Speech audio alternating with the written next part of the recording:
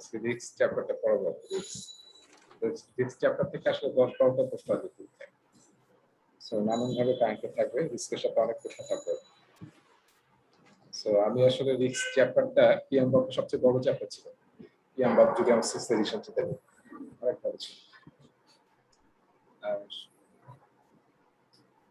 So রিস্কে আমি আসলে একটা টেবিল ইউজ করব, যে টেবিলের মধ্যে পুরো রিস্ক চ্যাপ্টারটার মধ্যে যা কন্টেন্ট আছে ফুল আমি ডিসক্রাইব করব।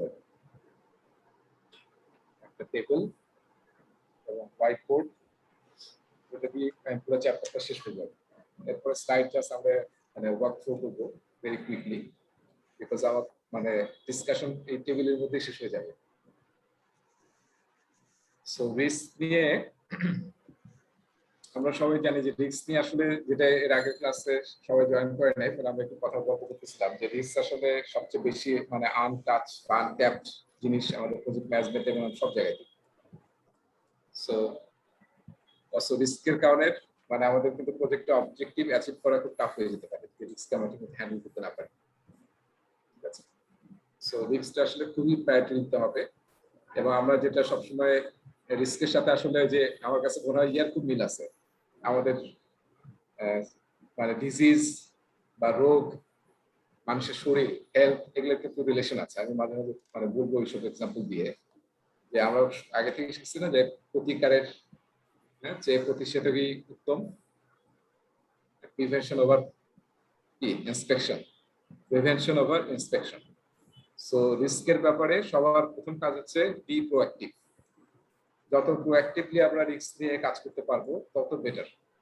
আর এমন যদি শুরু করি যে ইম্প্যাক্ট হওয়ার পরে আমরা আসলে রিস্ক হ্যান্ডেল করতে গিয়েছি, তাহলে সেটা that is not actual risk. যেটা ঘটে গেছে সেটা তো এখন একটা ইস্যু বা প্রবলেম হয়ে গেছে। সো আমাদেরকে আসলে প্রোঅ্যাক্টিভ হতে হবে এবং আগে থেকে আইডেন্টিফাই করতে হবে যে কি কি জায়গা থেকে কোন দিক থেকে রিস্ক আসতে পারে এবং আমরা কিভাবে হ্যান্ডেল করব। সো আমি ফার্স্টে আমার হোয়াইট বোর্ড শেয়ার করছি। হোয়াইট বোর্ড দেখা যাচ্ছে তো না? আচ্ছা, দেখেন এই হোয়াইট বোর্ডে আমরা আসলে রিস্কটা একটু জানা দরকার। রিস্কের ব্যাপারে আমাদের একটু মিসকনসেপশন আছে, হ্যাঁ, সেটা একটু আগে ক্লিয়ার করি। সেটা হচ্ছে যে রিস্কটা হচ্ছে,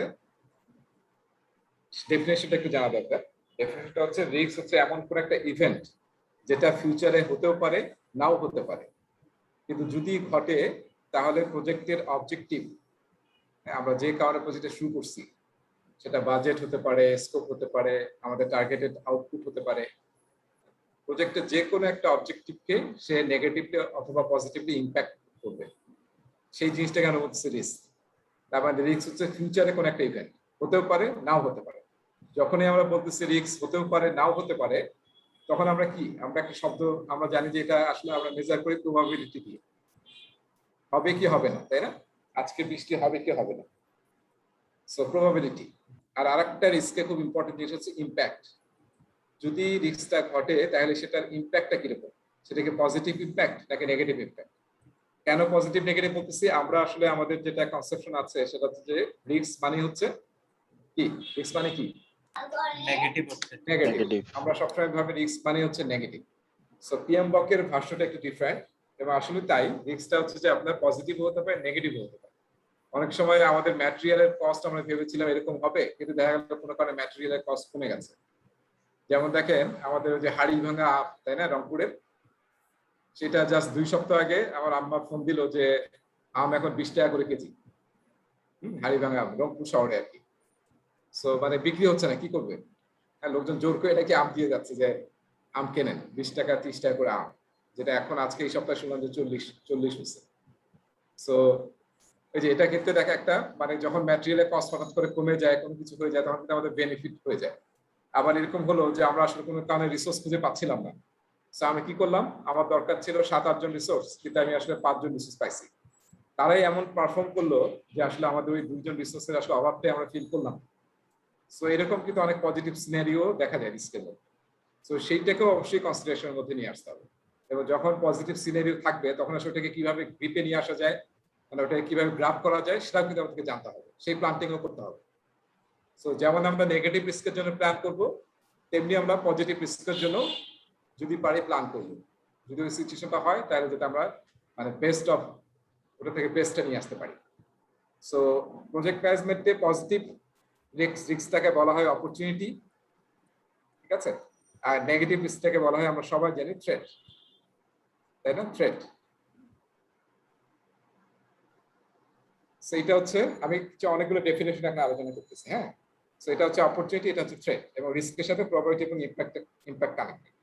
আচ্ছা, এরপরে আসি রিস্কের সাথে আমাদের তিনটা জিনিস কানেক্টেড। যেমন ধরেন আমি এরকম একটা কথা বললাম আপনাদেরকে যে আমি অফিসে লেট করে গিয়েছি, এই কারণে বস আমাকে অফিসে মানে আমাকে দেখে স্কল করছে বা ঝাড়ি দিছে, বাংলা যদি বলে ঝাড়ি দিছে। দেখেন কি বললাম আমি, যে আমি অফিসে লেট করে এসেছি, লেট করে করার কারণে বস আমাকে দেখে ঝাড়ি দিয়েছে। এইটাকে যদি আমি একটু রিস্কের সাথে মিলাই তাহলে কি হবে দেখেন, আমি যদি ইভেন্টটাকে বলি যে তাহলে আমার ঘটনাটা কি ঘটছে, ইভেন্টটা কি হচ্ছে আমার, I was late in the office. So I was late in the office, so এটা হচ্ছে আমার ইভেন্টটা, আমি লেট ছিলাম। আর তার ফলে কি হচ্ছে, রেজাল্টে কি হচ্ছে, যে স্কল্ড হচ্ছে, তাই না, আমাকে দেখে ঝাড়ি দেওয়া হলো। আই ওয়াজ স্কল্ডেড বাই মাই বস। আচ্ছা, এখন যদি আমি আরো পিছনে যাই, আসলে কজটা কি ছিল, কেন আমি লেট করলাম, ইভেন্টটা কেন ঘটছে, সেটা কি, এটা হতে পারে যে আমি গত রাতে আসলে ঘুমাতে লেট করছি, কিংবা আমি ট্রান্সপোর্ট পাচ্ছিলাম না, রাইট, কিংবা আমি আসলে অফিসের বাস বা গাড়ি মিস করেছি। সো তাহলে দেখেন মেইন কজটা কি, কজটা হচ্ছে যে আমার স্লিপিং, আমি আসলে খুব লেটে ঘুমাইছি এবং আসলে অ্যালার্ম বাজছে, মানে আমার বাসায় আশেপাশে দেখা যায় ভোরবেলা ফজরের নামাজের সময় দেখা যায় একটা বাসায় খালি অ্যালার্ম বাজে, মানে অ্যালার্মও অফ হয় না, প্রায় আধা ঘন্টা 1 ঘন্টা অ্যালার্ম বাজতেই থাকে, উঠেও না অফও করে না, তার অ্যালার্মের ইয়াতে পাশের আশেপাশে লোকজন উঠে যায়। ভালো তো। সো এটা হচ্ছে কজ, এটা হচ্ছে রিস্ক কজ, রাইট, আর এটা হচ্ছে risk event, I was late. আর এটা কি, রিস্ক ইফেক্ট। বুঝতে পারছি আমরা? সো যখনই আমরা রিস্ক নিয়ে আলোচনা করবো বা রিস্কটাকে আমরা যখন ডেসক্রিপটিভ ভাবে লেখার চেষ্টা করবো, তখন আসলে এই তিনটা জিনিস মাথায় রাখতে হবে, যে রিস্কের কজটা কি, ইভেন্টটা কি এবং ইফেক্টটা কি। সো এটা যদি আমি লিখি যে I was late in sleeping last night, that was for that reason I was late in the office and I got scolded by my boss. So এইভাবে যদি লেখেন তাহলে কিন্তু তিনটা জিনিসই একটা ডেসক্রিপশনের মধ্যে চলে আসলো, রিস্ক ডেসক্রিপশনের মধ্যে, কজটা কি, ইভেন্টটা কি এবং এফোর্টটা কি, ইফেক্টটা কি। তাহলে এখন বলেন আমরা ভাই ইভেন্ট একটু আরেকবার বলবেন ভাই। কোনটা? ইভেন্টটা মিস করছি ভাই। হ্যাঁ, যে তুমি লেট করছো এজন্য মিস করছো আর কি। তো ইভেন্ট মানে হচ্ছে যেটা আসলে ঘটনা ঘটছে, I was late in the office. Main ঘটনা হচ্ছে যে আমি অফিসে লেটে আসছি, এই কারণে বস আমাকে ডেকে ঝাড়ি দিছে। আর তারও পিছনে যদি যাই, আমি আসলে গত রাতে ঘুমাতে লেট করেছিলাম। সো যেটা আসল রুট কজ, সেটা হচ্ছে কজ, এটার কারণে যে ঘটনাটা ঘটছে সেটা হচ্ছে ইভেন্ট, আর যেটা এর কারণে যে ফলটা হয়েছে আর কি, রেজাল্টটা হচ্ছে সেটা হচ্ছে ইফেক্ট। সো এটা একটু আমরা মনে রাখি, যখনই রিস্ক লিখবো আমরা একটু পরে দেখবো যে কিভাবে রিস্ক লিখতে হয় এবং কিভাবে রিস্ক আইডেন্টিফাই করতে হয়। তখন আসলে আমরা এইটা ফলো করে যদি লিখি তাহলে কি হেল্প হবে, আমরা কিন্তু ইজিলি বুঝতে পারছি যে what is the root cause. আপনি খালি ইভেন্ট আর ইফেক্ট নিয়ে যতই বস চিল্লাচিল্লি করুক, এটা কিন্তু আপনি কি সলভ করতে পারবেন না। আপনার কি করতে হবে, রুট কজটা আইডেন্টিফাই করে ওটাকে সলভ করতে হবে আসলে, রাইট। সো এইভাবে যদি লেখেন তাহলে আসলে আপনি ইজিলি ফাইন্ড আউট করতে পারবেন what is the root cause and how to solve the root cause. যদি আমরা রুট কজটা সলভ করি তাহলে ইভেন্ট এবং ইফেক্ট হবে না আসলে। সো তাহলে আমরা তিনটা জিনিস দেখলাম, একটা হচ্ছে রুট কজ, একটা হচ্ছে root risk cause, risk event এবং রিস্ক ইফেক্ট। আচ্ছা, এইবার আসি আমরা একটা শব্দ প্রায় সব জায়গায় এতদিন ধরে দেখে আসছি, সেটা হচ্ছে থ্রেশহোল্ড, তাই না? ওই যে যখন আমরা প্ল্যানিং এর সবকিছু করছি সব জায়গায় থ্রেশহোল্ড থাকে। থ্রেশহোল্ড মানে কি, যেটা একটা লিমিট দেওয়া আছে, এই লিমিটের বাইরে গেলে কি হবে, আমার একটা লিমিটের মধ্যে নাই প্রজেক্ট ম্যানেজারে, আমাকে তখন আসলে অন্য কারো কাছে এসকেলেট করতে হবে। থ্রেশহোল্ড এটা পজিটিভ থাকতে পারে, নেগেটিভ হতে পারে। যেমন আমরা কন্ট্রোল লিমিট করেছিলাম না, কন্ট্রোল চার্ট, সেখানে কিন্তু পজিটিভ এবং নেগেটিভ লিমিট ছিল। এবং আমরা বলছিলাম যে 3 সিগমার মধ্যে সেটা হতে হবে, রাইট, মিন থেকে 3 সিগমা পজিটিভ এবং নেগেটিভ হতে হবে। সেটা আমরা বাদ দিই, থ্রেশহোল্ড, একটা থ্রেশহোল্ড থাকে যে উপরে গেলে এখন কোন একটা রিস্ক যদি থ্রেশহোল্ড এক্সিড করে, তাহলে আমার জানা দরকার না যে আমার রিস্ক থ্রেশহোল্ড কি, টাকার জন্য আমার রিস্ক থ্রেশহোল্ড কি, আমার স্কোপের জন্য রিস্ক থ্রেশহোল্ড কি, শিডিউলের জন্য রিস্ক থ্রেশহোল্ড কি, কোয়ালিটির জন্য রিস্ক থ্রেশহোল্ড কি, মানে আমি চারটা মেইনলি সবসময় বলতেছি আর কি, স্কোপ, টাইম, কস্ট এবং কোয়ালিটি। কারণ এই চারটার কারণে বাকি সব জায়গায় ইম্প্যাক্ট হয়। সো এই থ্রেশহোল্ডটা আমাদেরকে জানতে হবে, ঠিক আছে? তো কারণ যদি এর উপরে চলে যায় যে এমন একটা রিস্ক ঘটলো যার কারণে শিডিউলটা, বা ঘটলো না, যেটা মানে ঘুরতে যাচ্ছে আমরা আইডেন্টিফাই করছি, যেটার কারণে আমার শিডিউল 4 সপ্তাহ পিছিয়ে যেতে পারে, তাহলে 4 সপ্তাহ যে পিছিয়ে গেল এটা কি আমার থ্রেশহোল্ডের মধ্যে আছে নাকি আসলে আমাকে, সেটা কি আমার থ্রেশহোল্ডের মধ্যে আছে নাকি ইয়াতে চলে গেছে, মানে অন্য মানে এসকেলেশনের কাছে চলে যাবে, এসকেলেট করতে হবে। সো এটা হচ্ছে রিস্ক থ্রেশহোল্ড, ঠিক আছে? আমি কিন্তু বিভিন্ন ডেফিনেশন বলতেছি। তারপর হচ্ছে একটা হচ্ছে আপনার risk tolerance. Risk tolerance threshold, যখন আমি থ্রেশহোল্ড জানি তখন কিন্তু আমি বুঝতে পারছি যে আমার আসলে টলারেন্সটা কি। এই লিমিটের মধ্যে যতক্ষণ আছি, that means that is my tolerance, আমার টলারেন্সের লেভেলে আছে, সাথে আছে, মধ্যে আছে। আমার টলারেন্সের সাথে আরেকটা বিষয় খুব ইম্পর্টেন্ট, সেটা হচ্ছে যে আমার অর্গানাইজেশনের বা আমার স্পন্সরের টলারেন্সটা কি, সে আসলে কতটুকু রিস্ককে টলারেট করে, হ্যাঁ, সেটাও একটা ফ্যাক্টর আছে। আর আরেকটা জিনিস হচ্ছে রিস্ক অ্যাপেটাইট। অ্যাপেটাইট শব্দটা আমরা জানি না, অ্যাপেটাইট মানে কি? অ্যাপেটাইট বানান কি, এই ডাবল পি নাকি? না, অ্যাপেটাইজার খাই না আমরা নাকি? ভাই ডেজার্ট।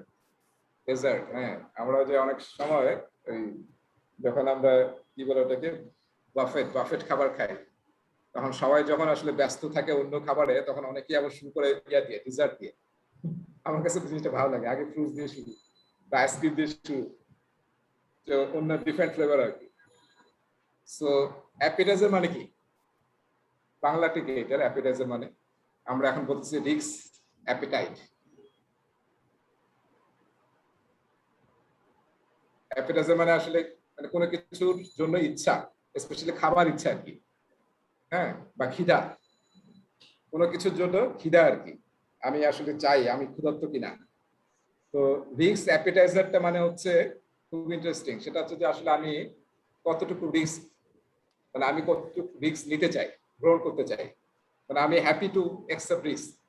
এটা কেমন, এটার সাথে মিলে কয়েকটা ব্যাপার আছে। একটা হচ্ছে যে কিছু কিছু অর্গানাইজেশন বা কিছু কিছু স্পন্সর বা পার্সন থাকে যারা রিস্ক অ্যাভার্স।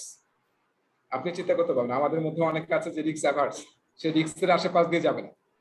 যেখানে ঘুষ আছে, আমার কাছে মনে হয় আমরা যারা খুবই শুরুর দিকে যখন আসলে বিসিএস টা এত খুবই লোভনীয় ছিল না, তখন অনেকে আসলে রিস্ক অ্যাভার্স এর কারণে বিসিএস পরীক্ষা দেয় না, যে ওখানে ঘুষের জন্য যাব, এত কম টাকায় বেতন পাবে, কি করব। সো তারা আসলে ঘুষের আশেপাশে যায় না। So they are actually risk averse, মানে আমি বিসিএস পরীক্ষাই দিই নাই, যে আমি ওখানে যাবই না, ওই কি ওখানে গিয়ে কি চ্যালেঞ্জে পড়বো, হ্যাঁ, I am not bothering for that. So risk averse, যে আসলে কোনোভাবে রিস্ক নিতেই চায় না। আর এক ধরনের মানুষ আছে যে হচ্ছে রিস্ক সিকার। আমার রুমমেট ছিল শহীদুল্লাহ হলে, হ্যাঁ, 608 নম্বর রুমে ছিলাম। সেখানে একটা মানে আমি তখন আসলে, এখন হয়তো ট্রেন্ড চালু হয়ে গেছে যে সবাই ইয়া পড়ে আর কি, বিসিএস এর জন্য শুনতেছি সেকেন্ড থার্ড ইয়ার থেকে পড়া শুরু করে দেয়। আর এখন মানে অনার্স মাস্টার্স এর পড়া পড়ে না, বিসিএস এর পড়া পড়ে।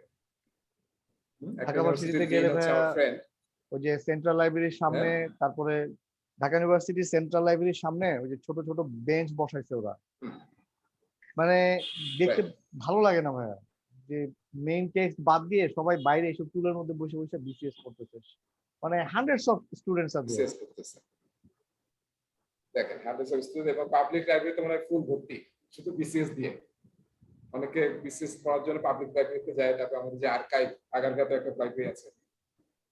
সো যাই হোক, এটা মানে একজন টিম বললো যে এখন আসলে ক্লাসে পড়াশোনা করানোই মুশকিল, কম্পিউটার সায়েন্সের ছেলে পেলে তারা কি করবে, কি মানে প্রোগ্রামিং শিখবে বা কি করবে, no, they are also reading the political science topics বা এইসব টপিক করতেছে, বাংলাদেশের ইতিহাস, মানে মানে এখন বিরাট একটা বিপদের মধ্যে আছে দেশ। সো রিস্ক সিকার মানে কি, আমি দেখছিলাম যে আমার ফ্রেন্ড, সে বলতে সেই সময় মানে ফ্রেন্ড আমার সিনিয়র ভাই আর কি, সে সেকেন্ড ইয়ার থার্ড ইয়ার এমন ছিল বা সেকেন্ড ইয়ার, তার টেবিলে কোনো টেক্সট বুক ছিল না। আমি মানে তার টেবিল দেখে কেউ বুঝতে পারবে না সে আসলে কোন ডিপার্টমেন্টের ছিল। তার পুরো বই ভর্তি ছিল বিসিএস এর বই, এবং তার টার্গেটই হচ্ছে সে পুলিশ হবে, এবং সে বলছে যে পুলিশে আমি এত কোটি টাকা ইয়া করবো, মানে আমার হচ্ছে গল্প করতে হবে।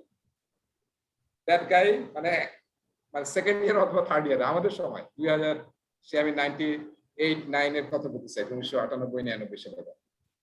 So this guys are risk seekers, তাই না?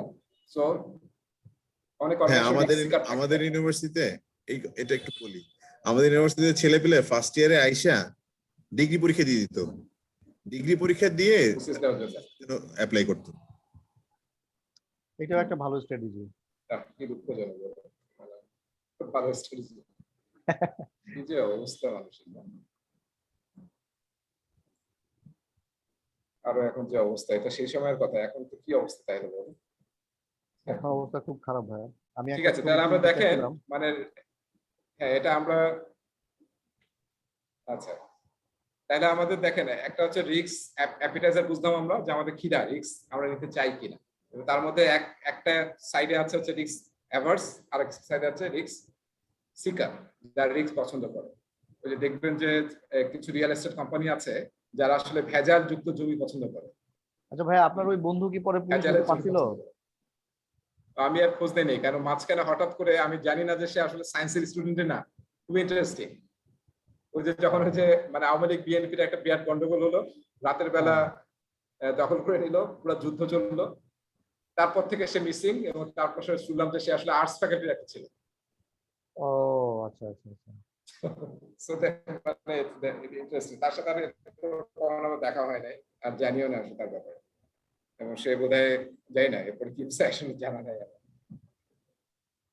আচ্ছা তাহলে দেখেন আমাদের মানে হ্যাঁ আমি বলতেছিলাম, তাহলে আমাদের এটা বুঝতে হবে রিস্ক অ্যাপিটাইজারটাও আমাদের বুঝতে হবে। অ্যাপিটাইট আমার আসলে এটা কেন বলতেছি আমরা, আমাদের স্পন্সর কিরকম আসলে তার উপর ডিপেন্ড করবে অ্যাজ এ প্রজেক্ট ম্যানেজার আমি কি ধরনের স্ট্র্যাটেজি দেব।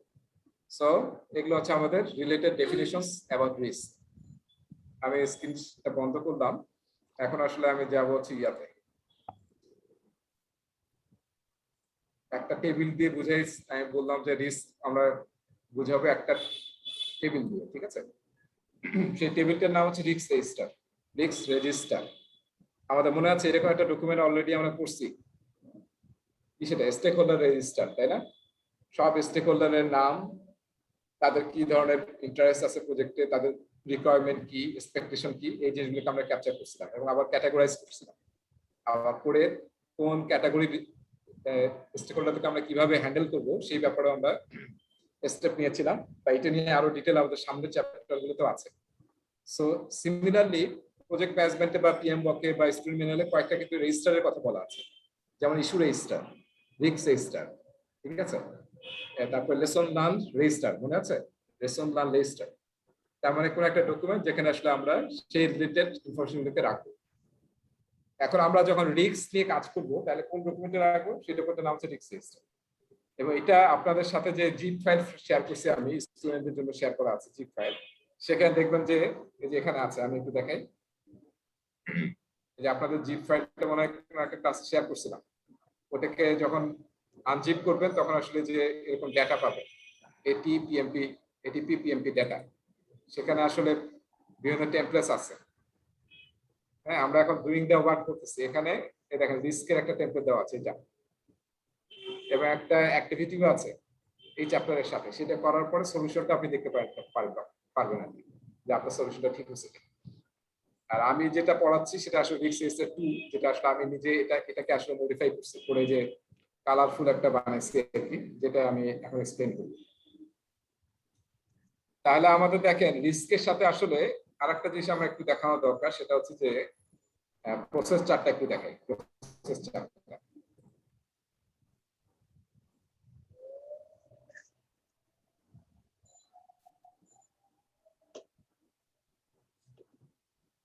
এটা আমাদের একটু মাথায় একটু নেওয়া দরকার, সেটা হচ্ছে যে আমরা কোথায় আছি, রিস্ক ম্যানেজমেন্টে আছি আর কি। হ্যাঁ, সো প্ল্যানিং এ দেখেন মানে 1 থেকে 5টা process.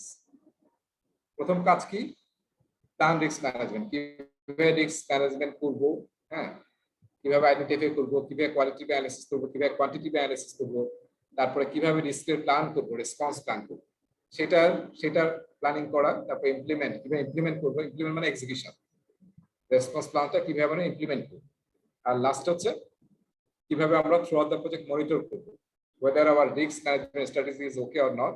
Is there any new risk, or whether the already identified risk is no more valid? এই জিনিসগুলো আমরা মনিটর করবো এবং আপডেট করবো। সো এই পুরো প্ল্যানিংটা থাকবে হচ্ছে প্ল্যান রিস্ক ম্যানেজমেন্টে, এবং আমরা নাম দেখে বুঝতে পারছি যে আইডেন্টিফাই রিস্ক মানে কি। আমরা চেষ্টা করব যে কি কি রিস্ক আছে সেটা আমরা বললাম বিং প্রোঅ্যাক্টিভ, তাই না? আমাদের প্রিভেনশন ওভার দেন ইন্সপেকশন, তাই না? Prevention over inspection. সো আমরা প্রথমেই চেষ্টা করব as many as possible risk identify করা, যে কি কি রিস্ক হতে পারে আমার এই প্রজেক্টে। এরপরে শুধু আইডেন্টিফাই করলে হবে না, আইডেন্টিফাই করলে তো দেখা যাবে অনেক মানে সো মেনি রিস্ক আমরা পাবো, সে 300-500 রিস্ক পেয়ে গেলাম। তারপরে কি করতে হবে, আমাদের সাবজেক্টিভ অ্যানালিসিস করতে হবে, সেটাকে বলতেছি আমরা কোয়ালিটেটিভ অ্যানালিসিস, যে আসলে কোন রিস্কটা প্রবাবিলিটি বেশি এবং কোন রিস্কটার ইমপ্যাক্ট বেশি, সেটাকে আমাদেরকে আইডেন্টিফাই করতে হবে। করার পর র্যাঙ্কিং করতে হবে, সেই কাজটাকে বলতেছি আমরা কোয়ালিটেটিভ রিস্ক অ্যানালিসিস।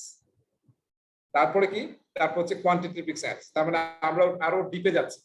কোয়ান্টিটেটিভ মানে কি, এখন আমরা অবজেক্টিভলি আইডেন্টিফাই করতেছি, আগে একটা বললাম সাবজেক্টিভলি আর একটা হচ্ছে অবজেক্টিভলি, এবং আমরা ম্যাথমেটিক দিয়ে কিংবা স্ট্যাটিস্টিক্স ইউজ করে বা সিমুলেশন ইউজ করে উইল ট্রাই টু আইডেন্টিফাই যে কোন রিস্কগুলো আসলে সবচেয়ে বেশি মেজর ইমপ্যাক্ট হবে আমাদের প্রজেক্টে, সেটা আমরা আইডেন্টিফাই করব কোয়ান্টিটেটিভ রিস্ক অ্যানালিসিস। কেন আমরা করতেছি, কারণ আসলে সব রিস্ক নিয়ে কাজ করা পসিবল না। সো আমরা আসলে আইডেন্টিফাই করার চেষ্টা করতেছি যে সবচেয়ে টপ র্যাঙ্কড বা সবচেয়ে high risky, high impactful, high probability risk কোনগুলো, সেটা আমরা আইডেন্টিফাই করার চেষ্টা করতেছি। এখন এটা আইডেন্টিফাই হয়ে গেল, তখন আমরা কি করব, এখন সে আমাদের লিস্ট আসলে ছোট হয়ে গেছে, কারণ 50 রিস্ক হয়ে গেছে। সেই 50 রিস্কের এগেইনস্টে আমরা প্ল্যান রিস্ক রেসপন্স করব, যে কিভাবে রিস্কগুলোকে হ্যান্ডেল করব। এবং এখানে মনে রাখতে হবে দুইটাই করতে হবে, পজিটিভ এবং নেগেটিভ রিস্ক, দুইটার ব্যাপারে। এটা যখন হয়ে গেল, that means our planning is done. Now will follow the planning, the risk register, the updated risk register with the response plan, then we'll implement this risk response plan for the whole project. এটা হচ্ছে আমাদের risk execution, implement risk response. আর monitoring এ আমরা just execution এবং planning এর মধ্যে কোনো আপডেট দরকার কিনা, কোনো চেঞ্জ আছে কিনা, হ্যাঁ, এই জিনিসগুলো আমরা মনিটর রিস্কের মধ্যে করব। আচ্ছা, এবার আসি আমার টেবিলে। তো এটা হচ্ছে রিস্ক রেজিস্টার। রিস্ক রেজিস্টার টেবিলটা আসলে আপনারা যদি মেইন টেবিলটা দেখেন, ওটা দেখবেন যে খুব ছোট আছে, জাস্ট বোধহয় 6-7টা কলাম আছে। আমার এখানে অনেকগুলো কলাম আমি নিয়ে আসছি, প্রতিটা কলামের উপরে আমি কিন্তু আবার কালার দিয়েছি। কেন দিয়েছি একটু পরে এক্সপ্লেন করতেছি। সো প্রথম কাজ কি আমরা দেখলাম, যে প্রথম কাজ হচ্ছে আমার প্রজেক্টে সবাই মিলে আইডেন্টিফাই করতে হবে। সবাই মিলে কেন বলতেছি, যখনই প্ল্যানিং কোনো কাজ করবো আমি অলওয়েজ বলে আসছি যে প্ল্যানিং কাজটা আমরা will try to do together. যারা এক্সপার্ট, আমরা এক্সপার্ট জাজমেন্ট অ্যাপ্লাই করি যাতে আমরা করতে পারি, যাতে আমরা বাই ইন পাই। কেন একটা শব্দ আমি বারবার ইউজ করছি, বাই ইন। বাই ইন এর বাংলা কি?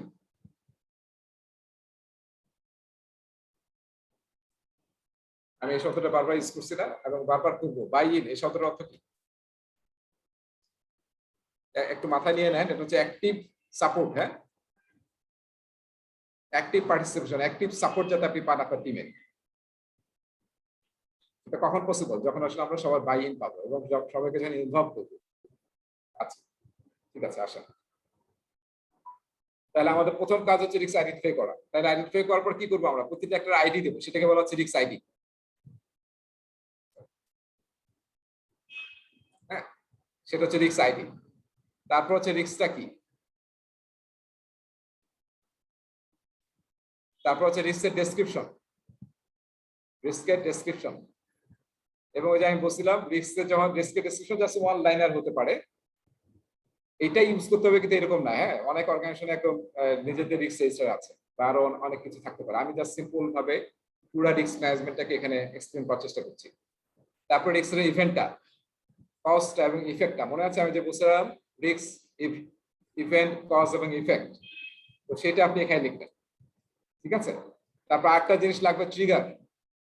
ট্রিগার মানে হচ্ছে মানে কোন জিনিসটা ট্রিগার, কিংবা অনেকে সিমটম বলে, আমি এখানে সিমটমও লিখি। আপনার যে জ্বর আসছে আপনি বোঝেন নাকি না?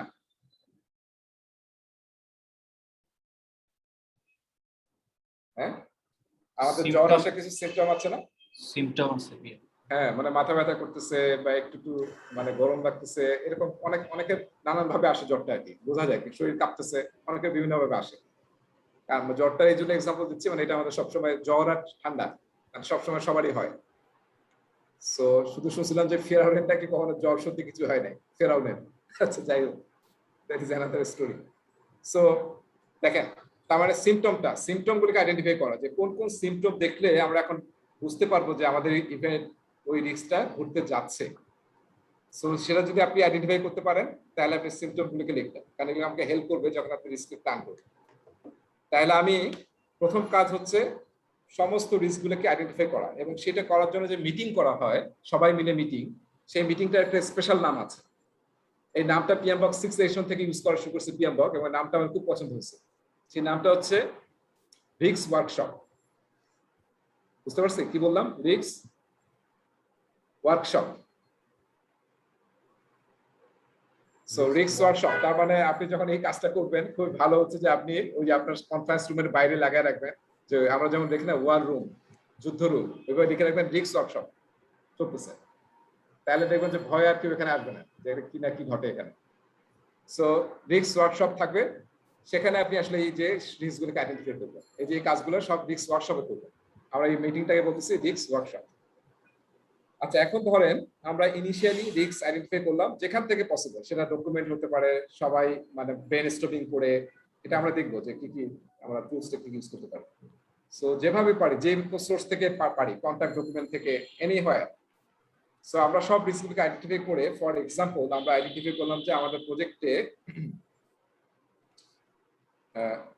রাইট হিয়ার, আমার প্রজেক্টে 500 আমরা রিস্ক আইডেন্টিফাই করলাম। ঠিক আছে, তাহলে একটু চিন্তা করেন, আমরা যদি রিস্ক 500 আইডেন্টিফাই করি, তাহলে এই 500 নিয়ে যদি কাজ করা শুরু করি, তাহলে কি অবস্থা হবে? প্রজেক্টের কাজ করবো নাকি এই রিস্কগুলি হ্যান্ডেল করবো? সঠিক, অনেক বেশি হয়ে যাবে। অনেক বেশি হয়ে গেল, এটা কোনো কাজের না, এখানে অনেক রিস্ক হবে। সবাই যেহেতু আমরা বলতেছি, এবং অনেকে আবার ক্রেডিট নিতেও চাচ্ছি যে আমি রিস্কটা বুঝছি, সো অনেক রিস্ক আসবে। তো সব রিস্ক নিয়ে তো আসলে কাজ করার দরকার নেই, আমার দেখতে হবে যে কোন রিস্কটা আসলে বেশি ইম্প্যাক্ট আছে এবং প্রবাবিলিটি হওয়ার চান্স বেশি আছে, রাইট? সো সেটার জন্য আমরা কি করবো, যে 500 রিস্ক পাইলাম, সব লেখা হয়ে গেছে। এখন আমরা কি করব, দেখবো যে আরেকটা ইম্পর্টেন্ট জিনিস, আর্জেন্সি বা টাইমিং, মানে কখন ঘটতে পারে, ফেজ 1 এ ঘটবে নাকি ফেজ 2 তে, নাকি কি হতে পারে, নাকি কোনো একটা ওয়ার্ক প্যাকেজের সাথে এটা সম্পর্ক আছে, সেগুলো আপনি লিখে রাখতে পারেন, যেগুলো আপনাকে হেল্প করবে। বা এই কোয়ার্টারে হবে, কোয়ার্টার 1 এ হতে পারে, কোয়ার্টার 2 তে হতে পারে, যেভাবে আপনি যদি এটা পান, আর্জেন্সি বা অন্য কোনো নাম হতে পারে, টাইম টু হ্যাপেন এরকম হতে পারে, তো সেটাও কিন্তু লিখবেন। সো আমরা দেখেন ইনিশিয়ালি যখন আমরা আইডেন্টিফাই রিস্ক করতেছিলাম, তখন জেনারেলি আমরা এই কলামগুলো ইউজ করবো, উইথ আর্জেন্সি আপনি ইউজ করতে পারেন। এরপর আমি কি করতেছি, প্রবাবিলিটি, যে কোন রিস্কটার হওয়ার চান্স সবচেয়ে বেশি আছে। প্রবাবিলিটি মানে কি, হওয়ার চান্স, ঘটার চান্স। সো আমরা দেখলাম যে একটা রিস্ক ঘটার চান্স আছে, আমরা জানি যে ধরেন আমরা 100 ধরলাম, যে 1 থেকে 100 চান্স আছে, 1 থেকে 100, তাই বললাম। বা আমি যদি একদম প্রবাবিলিটির কথা বলি, যেটা আসলে কি 0 থেকে হাইয়েস্ট কত হতে পারে, 1। তাহলে আমি ধরেন এই রিস্কটা, আমরা যে রিস্কটা এখানে বললাম সেটা প্রবাবিলিটি আছে 0.7, আরেকটা রিস্ক আমরা বললাম যেটা 0.6 প্রবাবিলিটি আছে। এখন একটা কথা হতে পারে যে এই যে প্রবাবিলিটি আমরা কোথা থেকে পাচ্ছি, 0.7 0.6, কেউ বলতে পারবেন যে কোথা থেকে পাচ্ছি? হিস্ট্রি থেকে, মানে হিস্টোরিক্যাল ডাটা যদি থাকে। হিস্টোরিক্যাল ডাটা থাকতে পারে, যদি যেখানে হিস্টোরিক্যাল ডাটা নেই সেখানে আমরা এক্সপার্ট জাজমেন্ট নেব, যারা এই ধরনের প্রজেক্ট করে আসছে বা এই ধরনের সিচুয়েশন ফেস করছে তাদের কাছ থেকে নেব। কিংবা ধরেন আমরা বৃষ্টির চিন্তা করতেছি যে আমরা এই মাসে আমাদের কাজটা হবে এই কোয়ার্টারে, তাহলে কিন্তু আমরা ইজিলি আমাদের ক্লাইমেট, আমাদের আবহাওয়া অধিদপ্তর থেকে কিন্তু পেতে পারি যে কোন মাসে, মানে বাংলাদেশে কোন সিজনে কি ধরনের বৃষ্টি হয়। এটা কিন্তু একটা 30-40 বছরের কিন্তু একটা ডেটা আছে। তো সেখান থেকে কিন্তু আপনি ইজিলি পেয়ে যাবেন যে কোন সময় আসলে বৃষ্টির চান্স কত আছে। তো যদি আপনার কাছে ডেটা থাকে, যদি সাপোর্টেড বাই ডেটা হয়, এমপিরিক্যাল, স্পেশালি এমপিরিক্যাল ডেটা, তাই তো আসলে আরো ভালো। সো এই জন্য আমরা দেখবো যে এক জায়গায় আছে রিস্ক ডেটা, কারণ রিস্ক ডেটা যদি ঠিক না হয়, উল্টাপাল্টা হয়, তাহলে কিন্তু আপনার কি রেজাল্ট সব মানে উল্টাপাল্টা আসবে। সো রিস্ক ডেটার কোয়ালিটিটা ভালো হতে হবে। সো আমরা এটা চেষ্টা করব এমপিরিক্যাল ডেটা থেকে, হিস্টোরিক্যাল ডেটা থেকে, কিংবা আমার এক্সপার্ট জাজমেন্ট থেকে এটাকে নেওয়ার জন্য। এরপরে আমরা ওই রিস্কটার, এটাকে আমরা সংক্ষেপে বলি পি, আর এটাকে আমরা বলি আই। এই পি এবং আই রিস্কটা আপনার করতে গেলে সব জায়গায় দেখবেন পি এবং আই। আচ্ছা, এবং এটা দিয়ে একটা ফর্মুলাও আছে, এই যে এখানে একটা ফর্মুলাও আছে, আমি পরে এক্সপ্লেন করছি। সো আমরা কি পেলাম, এটা ধরেন ইমপ্যাক্ট, এইটার আমরা ইম্প্যাক্টটা মেজার করতেছি ধরেন 1 থেকে 0.1 থেকে 1 এর মধ্যে, 0 থেকে 1 এর মধ্যে। এবং আমরা আগের হিস্টোরিক্যাল ডেটা থেকে বা আমাদের এক্সপার্ট থেকে বললাম যে এটার চান্স, এটার ইম্প্যাক্ট হচ্ছে 4, আর এটার ইম্প্যাক্ট হচ্ছে 6, এটার ইম্প্যাক্ট কিন্তু 8, আর এটা যদি হয় তার ইম্প্যাক্ট কিন্তু কি ধরেন 3। এখন যদি আমি রিস্ক স্কোরটা বের করি, রিস্ক স্কোর মানে দুইটার গুণফল পি এবং আই, এটা হচ্ছে পি ইনটু আই, কি পাচ্ছি আমি 4 7 0.28। দেখেন খুব ইন্টারেস্টিং, এটা কত পাচ্ছি 0.36, এটা কত পাচ্ছি 0.40, এটা পাচ্ছি মাত্র 12.12। তাহলে দেখেন যে আমি ফর এক্সাম্পল দিচ্ছি এখানে এই 4টা রিস্কের মধ্যে এখন টপ প্রায়োরিটি রিস্ক কোনটা?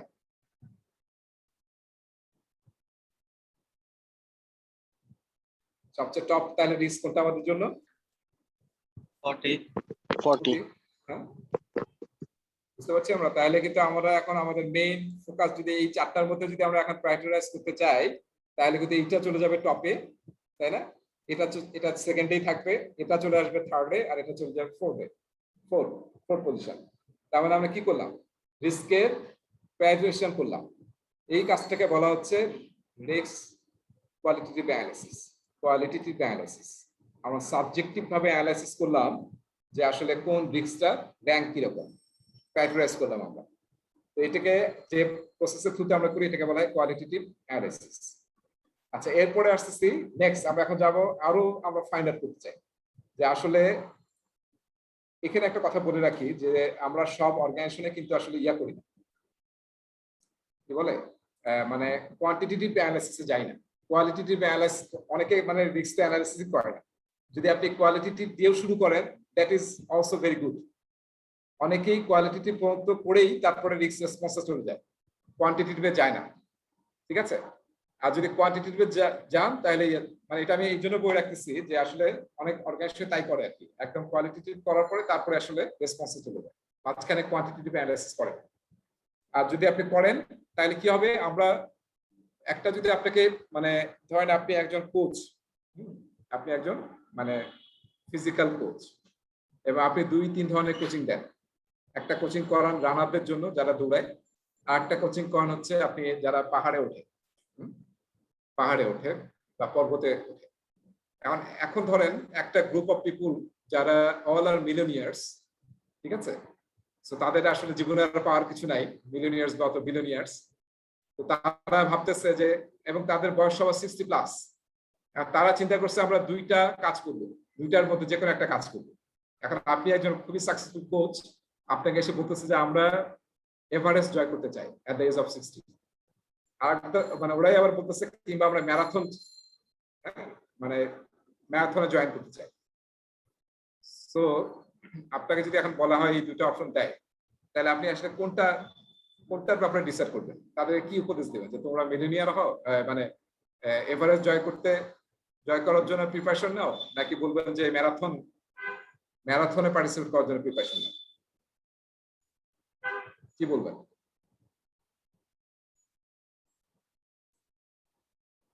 এভারেস্ট জয় করার জন্য বলবেন নাকি ম্যারাথনের জন্য বলবেন? ম্যারাথনই ভাইয়া কম রিস্কি। কম রিস্কি, হ্যাঁ, ম্যারাথনই কম রিস্কি। এবং আমরা যদি একটু হিস্ট্রি দেখি, এভারেস্ট জয় করতে গিয়ে প্রায় মোর দ্যান 2000 পিপল আর স্টিল মিসিং, হ্যাঁ, তাদের কিন্তু খুঁজে পাওয়া যায় না।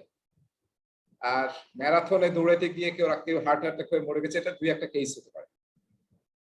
সো আমরা কি কেন এই কথা কিসের উপর বেস করে বলতেছি? আমরা যখন আসলে নিউমেরিক্যালি, হ্যাঁ, বা আমাদেরকে যখন ডেটা সাপোর্ট করতেছে নিউমেরিক্যাল ডেটা, হ্যাঁ, আমরা যখন কোয়ান্টিটিভ ভাবে দেখতেছি, তখন কিন্তু আমরা আসলে আরো আমাদের ডিসিশন নেওয়াটা ইজি হচ্ছে। সো আমরা কোয়ান্টিটিভ অ্যানালাইসিস আসলে আমরা নিউমেরিক্যালি কিংবা স্ট্যাটিস্টিক্যালি, হ্যাঁ, আমরা আসলে বের করতে চাই। এবং আরো একটু বলে রাখি যে টাকার অঙ্কে বের করতে চাই যে কি পরিমাণ আমাদের ক্ষয়ক্ষতি হবে যদি এই রিস্কটা হয়। হ্যাঁ, যখন আমরা টাকার অঙ্কে যাই বা নিউমেরিক্যালি বের করি বা স্ট্যাটিস্টিক্যাল টুল ইউজ করি, তখন আসলে we are doing that quantitative analysis, ঠিক আছে? সো স্ট্যাটিস্টিক্যাল টুলে যাওয়ার আগে আমরা জাস্ট দেখি যে কিভাবে নিউমেরিক্যালি বের করা যায় এবং ডলারে নিয়ে আসা যায়। এই জন্য আমরা একটা ফর্মুলা ইউজ করি, সেটাকে বলা হয় ইএমভি। আমি কি আপনাদের ইয়া পড়াইছি, ডিসিশন ট্রি অ্যানালাইসিস পড়াইছি? ডিসিশন ট্রি অ্যানালাইসিস আপনাদের পড়াইছি? না ভাই, মনে পড়তেছে না। মনে পড়তেছে না? না ভাইয়া। হ্যাঁ, আচ্ছা, আমি আসলে কিছু ব্যাচকে পড়াই একটু উল্টা ভাবে, আপনাদেরকে পড়াচ্ছি আবার কোথায় সহজ মানে সোজা পথে। আচ্ছা, যাই হোক, অনেকে আবার ওই 3টা মানে চ্যাপ্টার আগে পড়ে ফেলি, আপনাদের মনে সেটা পড়েনি। সো ওটা আমরা তাহলে পরে দেখবো, লাস্ট লেসনে আছে। সো এক্সপেক্টেড মনিটারি ভ্যালু, এটাকে অনেক সময় অনেকে প্রেজেন্ট করে এইভাবে, মনিটারি শব্দটাকে এম বাদ দিয়ে বলে $, এক্সপেক্টেড মনিটারি ভ্যালু। এটি কি আসলে পি ইনটু আই। এখন বলতে পারেন যে পি ইনটু আই তে একটু আগে দেখলাম, তাই না? এই P into I A P হচ্ছে এই প্রবাবিলিটি, ঠিক আছে, কিন্তু ইমপ্যাক্টটা হচ্ছে টাকার ভ্যালুতে। বুঝতে পারছি? টাকার ভ্যালুতে। আমরা এখন দেখবো যে এই যে প্রথম রিস্কটা বললাম, যেটার পয়েন্ট ছিল আমি ভুলে গেছি কত জন দিয়েছিলাম, 6 বা 8 হবে, 7 দিয়েছিলাম বলে, 7 or 4। প্রবাবিলিটি 7, এবং ধরেন এটা নেগেটিভ রিস্ক, নেগেটিভ। তো সেইটা হ্যান্ডেল দেওয়ার জন্য আসলে আমাদের কি পরিমাণ টাকা লাগবে, ঠিক আছে, ইমপ্যাক্টটা টাকায় দেখবো আমরা। সে ধরেন এটা আমাদের $10,000 লাগবে,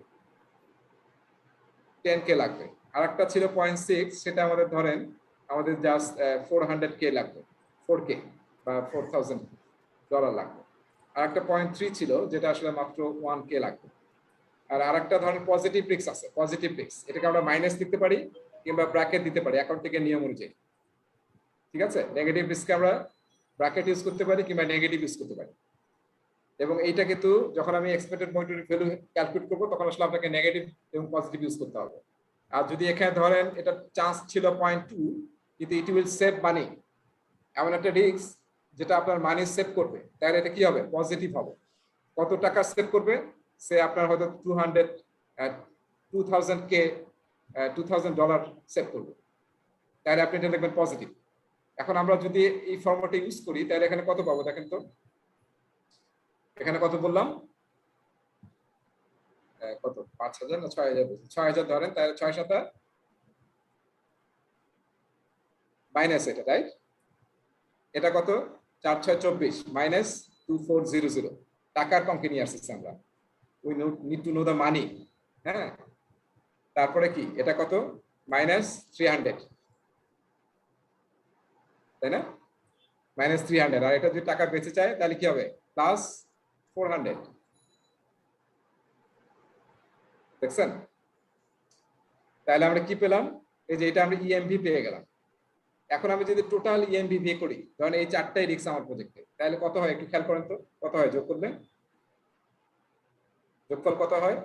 এখানে 1 কম হবে, তাহলে হচ্ছে 6,600 700 মনে হয় না, 6700।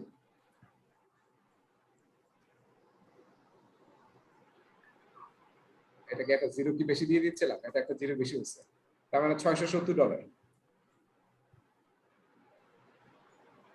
তাহলে টোটাল এক্সপেক্টেড মনিটারি ভ্যালু কত আমার এই প্রজেক্টে? যদি 4টাই হয় তাহলে কত হবে? এটা নেগেটিভ ভ্যালু, $6,070।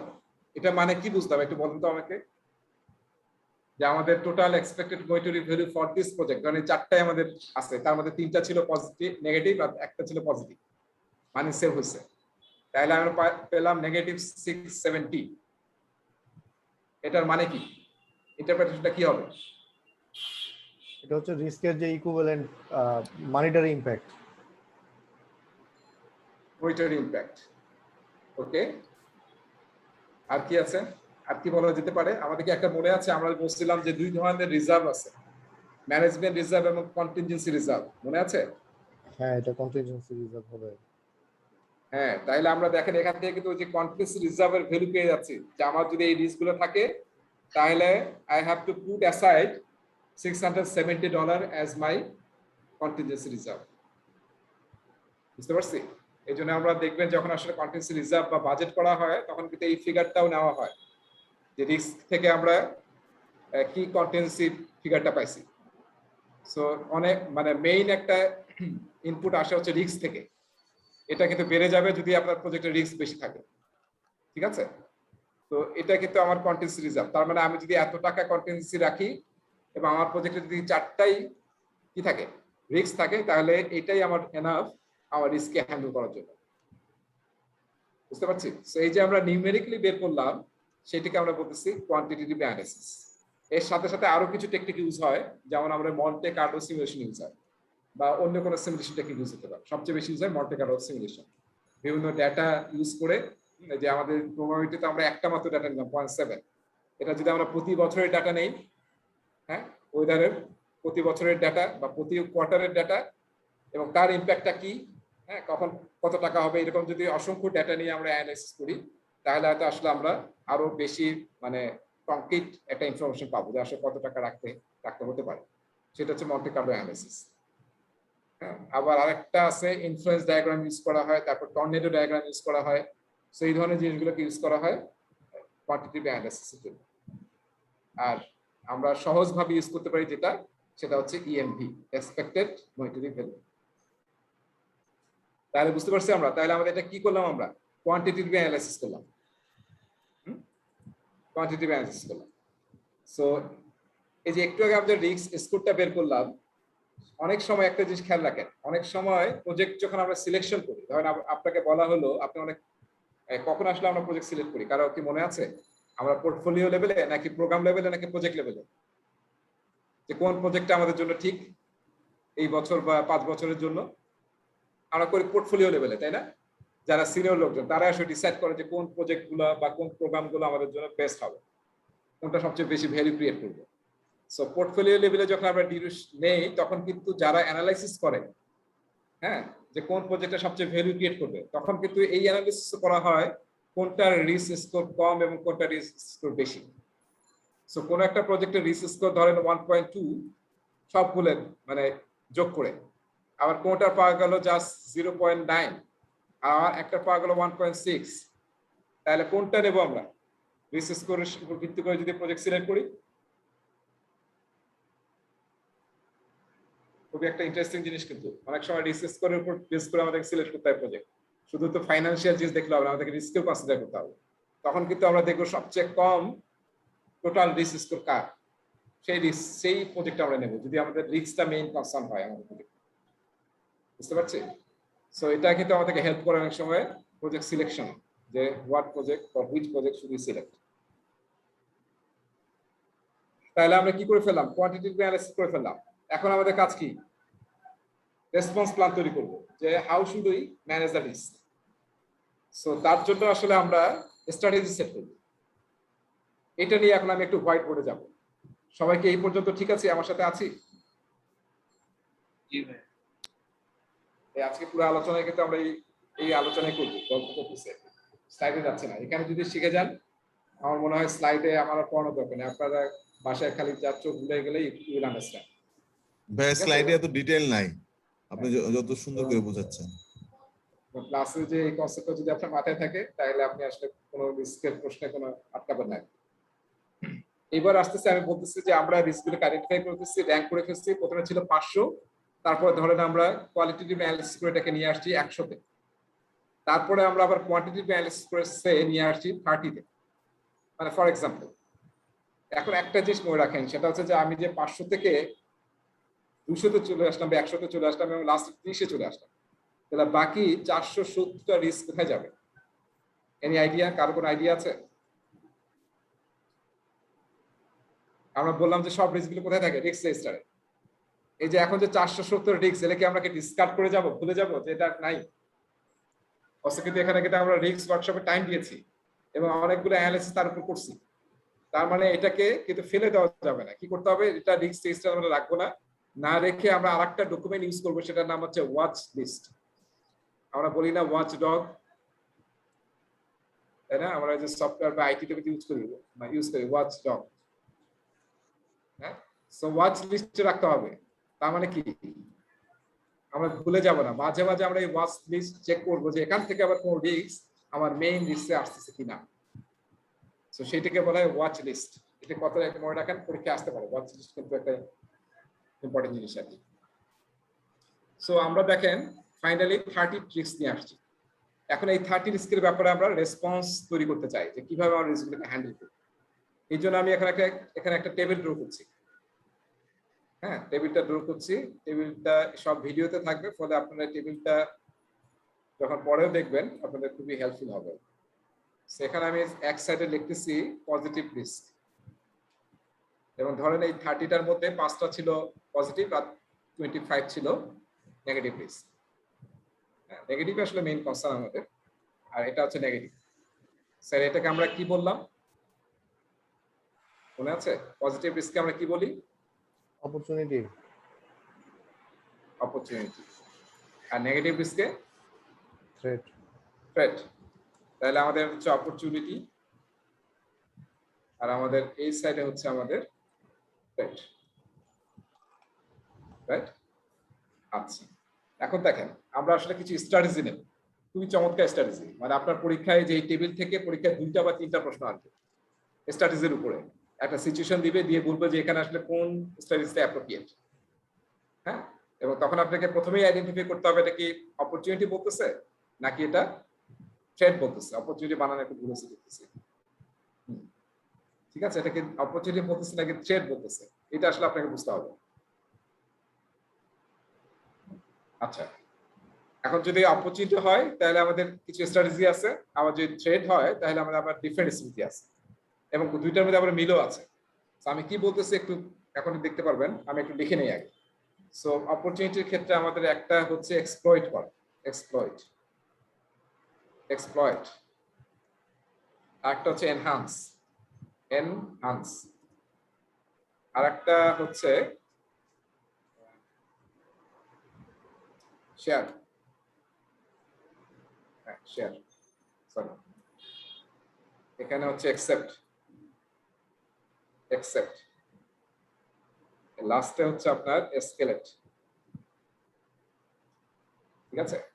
ডান সাইডে আমি লিখতেছি ডান সাইডের স্ট্র্যাটেজি রিস্ক ম্যানেজমেন্টের এক্সপ্লোরের জায়গায় হচ্ছে অ্যাভয়েড। খুবই ইন্টারেস্টিং ডিসকাশন, হ্যাঁ, অ্যাভয়েড। আর এখানে হচ্ছে আপনার মিটিগেট। আমরা এই শব্দগুলো অনেক ইউজ করি, আজকে আমাদের ক্লিয়ার হবে যে কোনটা আসলে কোন জায়গায় ইউজ করা উচিত। তারপর হচ্ছে এটা হচ্ছে আপনার শেয়ার, না এটা শেয়ার, আর এটা হচ্ছে অ্যাকসেপ্ট।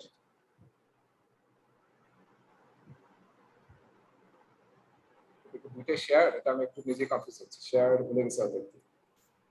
অ্যাকসেপ্ট আমাদের ইয়াতেও আছে, প্রেজেন্টেশনও আছে, আমি দেখতে পাবো। স্কেলেট, এটা স্কেলেট। আচ্ছা, দেখেন আমি আসলে প্রথমে নেগেটিভটা চিন্তা করতেছি, নেগেটিভ। সো আপনার ধরেন আমরা রিস্ক আইডেন্টিফাই করছি 30 এবং তার মধ্যে 25 নেগেটিভ ছিল। এখন এক একটা রিস্কের আমরা রেসপন্স স্ট্র্যাটেজি সেট করছি। What should be our strategy? স্ট্র্যাটেজির মধ্যে অ্যাভেলেবল স্ট্র্যাটেজি আমাদের হাতে আছে 5টা নেগেটিভ রিস্কের জন্য: অ্যাভয়েড, মিটিগেট, শেয়ার, এক্সেপ্ট এবং এসকেলেট। সো এটা আসলে কি মিন করে, লেটস সি। সো আমরা কোন একটা রিস্ক আইডেন্টিফাই করলাম, করার পরে এখন দেখতে হবে যে সেই রিস্কটা কি আসলে আমরা কোনোভাবে অ্যাভয়েড করতে পারি কিনা। অ্যাভয়েড মানে হচ্ছে এলিমিনেট করা। 100% ক্যান উই এলিমিনেট দিস?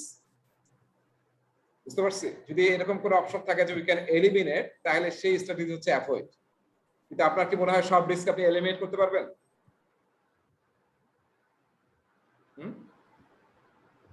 না।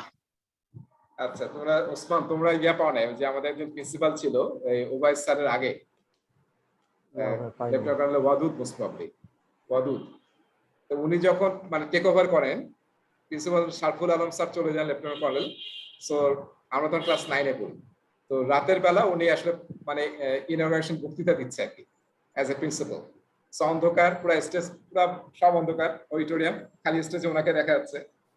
উনি বলতেছে যে আমি কিন্তু খুবই কড়া মানুষ, এবং I am one of the freedom fighters, এবং আমার যুদ্ধে আমার পা ইয়া হয়ে গেছে। উনি আবার খুঁড়ে খুঁড়ে হাঁটতেন, গুলিতে ওনার পা ইয়া হয়ে গেছে। তারপরে উনি বলতেছিল যে আমি কিন্তু মানে ইনডিসিপ্লিন কোনো কিছু পছন্দ করি না। যদি দেখি যে কেউ খুব ইনডিসিপ্লিন কাজ করতেছে, কন্ট্রোল করা যাচ্ছে না, তাহলে আই উইল কাট হিম। উনি যখন এই আঙ্গুল দিয়ে দেখাচ্ছিল আই উইল কাট হিম, তখন দেখি যে তার আঙ্গুলের অর্ধেক অংশ নাই। বুঝতে পারছেন? আমরা ক্লাস 9-এ পড়ি, রাতের বেলা অন্ধকার, মানে উই আর জাস্ট মানে ফ্রাইটেনিং এট দ্য টাইম। তার আঙ্গুল নাই, পরে শুনলাম তার গুলিতে তার আঙ্গুল অর্ধেক পুড়ে গেছিল আর কি। সো সেই রাতটা মানে একটা ভয়াবহ রাত, যে কার পাল্লায় পড়লাম। সো এটা কেন বলতেছি, মানে এখন একটু হাসি লাগতেছে, কিন্তু ওই সময় আসলে জাস্ট মানে বললাম না, ভয়ে কাঁপতেছিল ভাবনা। তবে সবচেয়ে মজার ব্যাপার হচ্ছে প্রিন্সিপাল স্যার আমাদেরকে কখনো ক্যাডেট বলতো না, স্যার বলতো ইউ আর দ্য অ্যাঞ্জেলস, সবাইকে অ্যাঞ্জেল বলে ডাকতো। এবং উনি একমাত্র প্রিন্সিপাল যার বাসায় গিয়ে আমরা সবাই পড়াতে, মানে ম্যাডাম আমাদেরকে নিজেই রুটি এবং হালুয়া খাওয়াইছে, পুরো সব ক্যাডেট প্রিন্সিপাল স্যারের বাসায়। এবং উনি যাওয়ার সময় মানে কান্নাকাটি হয়ে গেছিল, উনি গেছে হঠাৎ করে অসুস্থ হয়ে, হার্ট অ্যাটাক বা কি যেন হয়েছিল, উনি আসলে মানে ভাবে যেতে পারেন না। সো উনি আমাদের সবচেয়ে প্রিয় প্রিন্সিপাল আর কি, এবং আমাদেরকে সবসময় অ্যাঞ্জেল বলতো। সো এই যে আমি এটা কেন বললাম, আপনার আঙ্গুলে কোনো একটা প্রবলেম হচ্ছে এবং ডাক্তার বলতেছে যে আঙ্গুলটা যদি কেটে না ফেলেন তাহলে এটা আর কোনো উপায় নাই, এটা ছড়া যাবে হাতে, তখন আমরা কি করি? আমরা কিন্তু কেটে ফেলি। সো যদি কোনো একটা চান্স থাকে যে আপনি একটা ফুল এলিমিনেট করতে পারেন, তাহলে সেটা আমরা কি, সেটা কি স্ট্র্যাটেজি? অ্যাভয়েড। যেমন কোনো একটা আমাদের প্রজেক্টের ভাষায় আসি আমি, কোনো একটা ওয়ার্ক প্যাকেজ দেখা গেলে এত রিস্কি, হ্যাঁ, তাহলে আপনি কি করবেন? তাহলে ওয়ার্ক প্যাকেজটা বাদ দেন, যে আমার প্রজেক্টে যদি ওয়ার্ক প্যাকেজটা বাদ দিতে পারি তাহলে আসলে রিস্কটা আসবে না, তাহলে আপনি ওয়ার্ক প্যাকেজটা বাদ দিয়ে দেন, এলিমিনেট করে ফেলেন, তাহলে সেটা হচ্ছে অ্যাভয়েড স্ট্র্যাটেজি। তাহলে আমাদের কি এখানে মনে রাখতে হবে, অ্যাভয়েড মানে হচ্ছে এলিমিনেট করা, 100% রিমুভ করা। এরকম যদি কোনো স্ট্র্যাটেজি নিতে পারি, that is known as avoid. আর এই সাইড বাই সাইড আমি এটা আলোচনা করতে চাই, যদি কোনো একটা পজিটিভ রিস্ক পান, যেটা আপনি কোনো একটা স্ট্র্যাটেজি নিলে অবশ্যই এনশিওর করতে পারবেন, এনশিওর যে এই রিস্কটা হবেই, 100% এনশিওর। যদি কোনো স্ট্র্যাটেজি নিয়ে ওটাকে কনফার্ম করতে পারেন, ঠিক আছে, এরকম যদি কোনো স্ট্র্যাটেজি থাকে, তাহলে that is known as exploit. ঠিক আছে, এরপর আসছে মিটিগেট। মিটিগেট শব্দটা দেখে বুঝতেছি এটা আরেকটা নাম হচ্ছে রিডিউস। আমরা অনেক সময় রিডিউস শব্দটা ইউজ করি, রিডিউস। হ্যাঁ, সো মিটিগেট মানে কি, এখানে একটু আসেন, আমরা প্রবাবিলিটি অথবা ইম্প্যাক্ট, হয় প্রবাবিলিটি কমানোর চেষ্টা করব অথবা ইম্প্যাক্ট কমানোর চেষ্টা করব, আর যদি পসিবল হয় বোথ কমানোর চেষ্টা করব, সেটাকে বলা হচ্ছে মিটিগেট স্ট্র্যাটেজি। যদি কোনোভাবে আমরা প্রবাবিলিটি কমাতে পারি কিংবা ইম্প্যাক্ট প্রবাবিলিটি পারলাম না কিন্তু ইম্প্যাক্ট কমাতে পারি। আমরা জানি না যে জাপানের সব বাসাগুলা কি আমরা শুনছি যে মানে হালকা ইয়ে দিয়ে তৈরি, কারণ কি সবসময় ভূমিকম্প হচ্ছে। সো বাসাগুলো এমনভাবে তৈরি করা যাতে কি হয়, মানে যদিও কিছু হয়ে যায় যাতে কোনো ক্ষয়ক্ষতি না হয়, রাইট? তার মানে কি আমরা তো আসলে ভূমিকম্পে এড়াতে পারবো না, কিন্তু আমরা কি করলাম, ইম্প্যাক্ট কমালাম। So that is actually known as mitigate strategy. আর এনহ্যান্স মনে রাখেন, পি এবং আই কি হবে, তাহলে উল্টা হবে, পজিটিভ। যেহেতু আমরা চেষ্টা করবো কিভাবে এটাকে এনহ্যান্স করা যায়, প্রবাবিলিটি কিভাবে বাড়ানো যায়, কিংবা যদি প্রবাবিলিটি না বাড়াতে পারি বা বোধ বাড়াতে না পারি, তাহলে একটা যাতে বাড়াতে পারি, যে আমরা ইম্প্যাক্ট অথবা অ্যান্ড অথবা অর আমরা ইম্প্যাক্ট বাড়াতে পারি কিনা, সেটা হচ্ছে এনহ্যান্স। বুঝতে পারছি? এরপরে আসতেছি আমরা শেয়ার। হ্যাঁ, শেয়ারটা পজিটিভ কি, এটা এখন মনে পড়ছে, এটা আসলে শেয়ার হবে না। হ্যাঁ, এটার নাম হচ্ছে, আমি একটু লিখি কারণ এটা নামে একটু কনফিউজ ছিল, এটার নাম হচ্ছে ট্রান্সফার। ট্রান্সফার, ঠিক আছে, এটা হবে শেয়ার হবে না, ট্রান্সফার। শেয়ার হবে পজিটিভ সাইডে, একটু মনে রাখেন। এটাকে আলাদাভাবে মনে রাখতে হবে, কারণ আপনার অনেক সময় খুবই সহজ প্রশ্ন দিবে যে আমরা নেগেটিভ বা থ্রেট ম্যানেজমেন্টের জন্য কি কি স্ট্র্যাটেজি নেই, আপনাকে লিস্ট দিবে, আপনাকে মাল্টিপল রেসপন্স সিলেক্ট করতে হবে। সো এখানে থ্রেট এই যে তিনটা হচ্ছে আলাদা, হ্যাঁ, পজিটিভ সাইড আর নেগেটিভ সাইড কিন্তু আলাদা। সো এটা একটু মনে রাখতে হবে। সো ট্রান্সফার, তার মানে ট্রান্সফার মানেই হচ্ছে যে আপনি আসলে এটা হ্যান্ডেল করতে পারছেন না, very risky for you. So কি করতেছেন আপনি, এটাকে থার্ড পার্টিকে, এটা একটু মনে রাখেন, থার্ড পার্টিকে আপনি কি করতেছেন, ট্রান্সফার করে দিচ্ছেন। এটা আমরা সবসময় প্রজেক্টে কিভাবে করি, কারো জানা আছে? থার্ড পার্টিকে কিভাবে করি? হ্যাঁ, যেখানে টাকা ইনভলভ হবে, এটা আমরা মেইনলি করি ইন্স্যুরেন্সের থ্রুতে বা গ্যারান্টি, ওয়ারেন্টি, পারফরমেন্স বন্ড, এইসবের থ্রুতে আমরা কি করি। হ্যাঁ, স্পেশালি ইন্স্যুরেন্স, বড় বড় প্রজেক্টে দেখবেন যে ইন্স্যুরেন্স ইজ এ মাস্ট। তো আমরা দ্যাট মিনস কি, what, we are transferring our risk to the third party. So যখন আমরা কোনো এরকম স্ট্র্যাটেজি নেই, যখন থার্ড পার্টিকে ইনভলভ করি, তখন সেটাকে বলা হচ্ছে ট্রান্সফার স্ট্র্যাটেজি। শেয়ারের ক্ষেত্রে, পজিটিভ ক্ষেত্রে কি হবে, এটা আমি আসলে সবসময় একটু যোগ করে বলি যে আমরা যে আম কুড়াতে যাচ্ছি না, একটা ছোটবেলায় পড়ছি না, সবাই মিলে আম কুড়াই বর্ষাকালে, তো তার মানে কি, আম যখন ঝড় হয় তখন কি একা আম নিয়ে আসলে সামলাতে পারবে না, এত আম পড়তো আগে, মানে আগের কথা বলছি।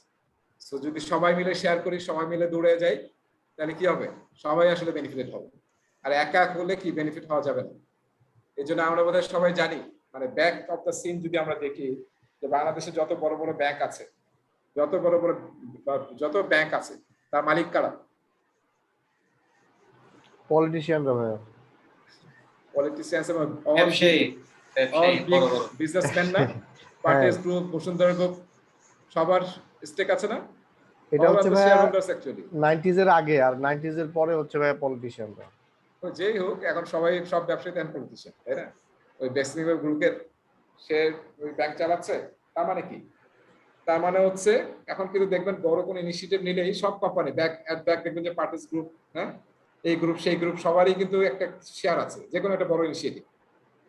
সো তার মানে কি, বেনিফিটটা সবাই মিলে আমরা নেব, মানে এবং একা গ্রাফ করতে পারছি না, লেটস ডু ইট টুগেদার।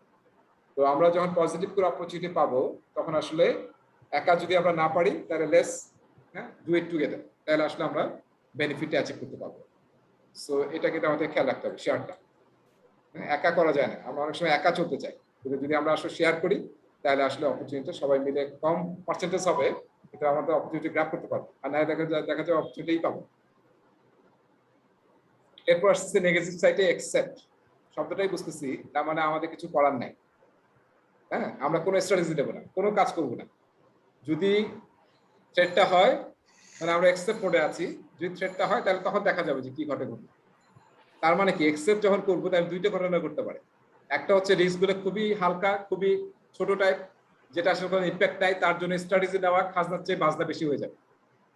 হ্যাঁ, তার জন্য ইনিশিয়েটিভ নেওয়া কি হবে, খাজনার চেয়ে বাজনা বেশি হবে। সেই ধরনের কেসে আমরা কি করি, তখন আসলে আমরা এগুলো কিন্তু স্টুডেন্ট ম্যানুয়াল দেখবেন যে খুব ডিটেল আছে। এই যে অ্যাকসেপ্টেন্সের মধ্যে দুই ধরনের স্ট্র্যাটেজি নেওয়া যায়, হ্যাঁ, নেগেটিভ ক্ষেত্রে। তার মানে আপনি কোনো স্ট্র্যাটেজি নিলেন না, কোনো স্টেপস নিলেন না, যদি ঘটে তাহলে আমি তখন দিই। আবার আরেকটা কিছু হালকা স্ট্র্যাটেজি নিলেন, যে আপনি হয়তো খুব একটা ইনভেস্ট করলেন না, জাস্ট কিছু স্ট্র্যাটেজি নিলেন, কিছু কন্টিনজেন্সি রাখলেন বা কিছু প্ল্যান করে রাখলেন। হ্যাঁ, তো অ্যাকসেপ্ট আমরা দুই ক্ষেত্রে করি। একটা হচ্ছে যখন খুব বড় রিস্ক, অ্যাক্ট অফ গড, তখন আসলে আমাদের কিছুই করার নেই। হ্যাঁ, এখন যদি এই যে কোভিড, আমাদের কিছু করার আছে, যখন কোভিড আসছে, এখন না হয় আমরা টিকায় নিচ্ছি বা কিছু করতেছি, কিংবা বিরাট ঝড় হলো, সাইক্লোন হলো, আমাদের এখনো কিন্তু নেচারের সাথে ফাইট দেওয়ার আমাদের ওইরকম স্ট্রেংথ নাই বেশিরভাগ ক্ষেত্রে। তারপরে ধরেন জাহাজ ডুবি হলো, তারপরে ধরেন ভূমিকম্প হলো, বিশাল একটা ডিজাস্টার হলো, যুদ্ধ লেগে গেল। সো এরকম বড় বড় ক্ষেত্রে আমরা কি করি, তখন আসলে আমরা অ্যাকসেপ্ট করি, যেটা আসলে আমাদের কিছু করার নাই। সো আমরা এটা হলে দেখা যাবে যে বর্ষালি ডুব। আর হতে পারে একদম ছোট ছোট রিস্ক, যেটা আসলে খাজনার চেয়ে স্ট্র্যাটেজি না নিয়ে আমরা জাস্ট অ্যাকসেপ্ট করবো। আর পজিটিভ ক্ষেত্রে কি হবে, আমরা কোনো স্ট্র্যাটেজি নেব না, কোনো স্ট্র্যাটেজি নেব না। এখন যদি আম আপনার উঠানে এসে পড়ে, তাহলে কেন আমরা কুড়াই নেব না? হ্যাঁ, সো যদি এটা আপনার কোলে এসে পড়ে, সো আমরা নিয়ে নেবো এটা। সো এটা হচ্ছে আপনার স্ট্র্যাটেজি, যদি আমি অপশনটা পাই তাহলে আমি নিয়ে নেবো, অপরচুনিটি আমি অ্যাকসেপ্ট করব। এরপরে লাস্ট স্ট্র্যাটেজি হচ্ছে এসকেলেট। এটা দেখবেন যে স্টুডেন্ট ম্যানুয়ালে সবার আগে আছে। এসকেলেট মানে হচ্ছে আপনি যখন নেগেটিভ রিস্ক নিয়ে কাজ করতেছেন, তখন দেখলেন যে একটা রিস্ক পাওয়া গেছে, যে রিস্কটা আসলে আপনার না, আপনার প্রজেক্টের না, ঠিক আছে, এটা অন্য একটা প্রজেক্টের হতে পারে না। এরকম আপনি রিস্ক অ্যানালাইসিস করতে গিয়ে দেখলেন এই রিস্কটা আসলে অন্য একটা প্রজেক্টের, কিংবা আপনার প্রজেক্টের আওতার মধ্যে না, এটা আপনার আওতার বাইরে। রিস্কটা এমন হয়ে গেছে যে এটা আপনার আওতার মধ্যে না, এটা আসলে স্পন্সরের, বা এটা হয়ে গেছে পুরো অর্গানাইজেশনের একটা দায়িত্ব। তো তখন আপনি এটা এসকেলেট করবেন আপনার রিলেটেড বডির কাছে বা ডিপার্টমেন্টের কাছে, ঠিক আছে। এটাকে বলা হচ্ছে এসকেলেট। যখন আপনি রিস্ক নিয়ে কাজ করতেছেন, রেসপন্স প্ল্যান তৈরি করতেছেন, আইডেন্টিফাই করতেছেন, তখন এমন কোনো রিস্ক আমরা পেতে পারি যে রিস্কটা আসলে আপনার লেভেলের না, কিংবা আপনার না, আপনার প্রজেক্টের না, অন্য একটা প্রজেক্টের, কিংবা আপনার ডিপার্টমেন্টের না, অন্য একটা ডিপার্টমেন্টের, কিংবা এটা অর্গানাইজেশন লেভেলের রিস্ক। তাহলে আপনি please escalate that to the relevant party. এবং এটাও এনশিওর করেন, এখানে আমরা শুধু একটা কথা স্টুডেন্ট ম্যানুয়ালে বসে দেখবেন যে এটাও এনশিওর করেন যে সে আসলে রিস্কটা বুঝে নিছে কিনা, ঠিক আছে। এটাও একটু এনশিওর করেন, এরকম না জাস্ট বলটা পাস করে দিয়ে আমার দায়িত্ব শেষ, ঠিক আছে। আমাদের আসলে পুরো সোসাইটি বা পুরো অর্গানাইজেশন বেটারমেন্ট নিয়ে চিন্তা করতে হবে। এবং আসলে স্টুয়ার্ডশিপ, PMBOK 7 একটা শব্দ ইউজ করছে যে project manager should be stewards. Steward মানে কি, স্টুয়ার্ড মানে হচ্ছে মেয়েদের কেয়ার গিভার। আমরা যাতে কেয়ারিং হই আমার অর্গানাইজেশনের জন্য, অন্য প্রজেক্টের জন্য। এটা আমার না স্কেপ করে বল পাস করে দিয়ে থেকে গেলাম, এটা থেকে না, একটু দেখবো যে আসলে সেটা বুঝে নিল কি, এরপর আর আমার দায়িত্ব নেই, সে যদি বুঝে নেয় শেষ ডান। কিন্তু ওই পর্যন্ত একটু দেখেন, ফলো আপ করেন। পজিটিভের ক্ষেত্রে কি হবে, আপনি দেখলেন যেটা পজিটিভ সিনারিও পাইছেন, রিস্ক পাইছেন, সেটা আসলে আপনার প্রজেক্টের না, অন্য প্রজেক্টের। ঠিক আছে, একই কথা কিন্তু অন্যভাবে বলছি আমি, কিংবা এটা পুরো অর্গানাইজেশনাল লেভেলে, তাহলে আপনি সেই রিলেভেন্ট পার্টিকে, রিলেটেড পার্টিকে আপনি এসকেলেট করে দেন। ঠিক আছে, বুঝতে পারছি আমরা? আমি এটা একটু সেভ করে রাখছি, আমি ক্লাস শেষে আপনাদের সাথে শেয়ার করে দেবো, আর ভিডিওটা থাকলো।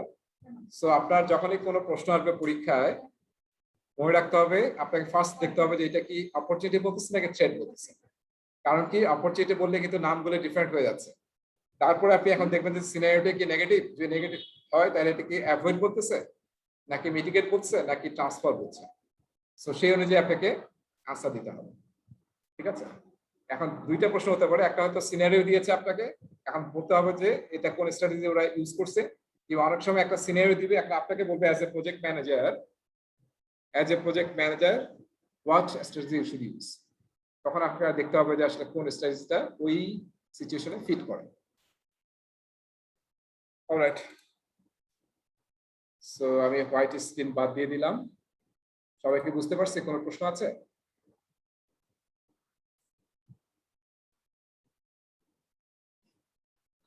কারো প্রশ্ন আছে? যে আলোচনা এতক্ষণ করলাম, প্রায় 15 মিনিট আমি হোয়াইট বোর্ডে থাকলাম, তাই না? অলরাইট, সো আসেন এখন আমরা কি করতেছি, আসলে রিস্ক রেসপন্স প্ল্যান তৈরি করছি। সো রিস্ক স্ট্র্যাটেজি হচ্ছে আমি এটা অ্যাভয়েড করব নাকি মিটিগেট করব, হ্যাঁ, নাকি অ্যাকসেপ্ট করব, এগুলো হচ্ছে আপনার স্ট্র্যাটেজি। আর এটা আপনি কিভাবে অ্যাভয়েড করবেন, যে আসলে আপনি আঙ্গুলটা কেটে ফেলবেন নাকি, তো সেটা আপনি লেখেন যে আঙ্গুলটা কাটতে হবে, হ্যাঁ, হসপিটালে যেতে হবে, আঙ্গুল কাটতে হবে, সার্জারি করতে হবে, আপনি সব অ্যাকশনস পয়েন্টস গুলো লেখেন। সেটা হচ্ছে রিস্ক রেসপন্সের ডিটেইলটা। এখানে হচ্ছে অ্যাভয়েড মানে কিন্তু সবকিছু না, কিভাবে অ্যাভয়েড করবেন, that actions plan should be written here. এবং সেটা কে করবে, who is the risk owner, very important.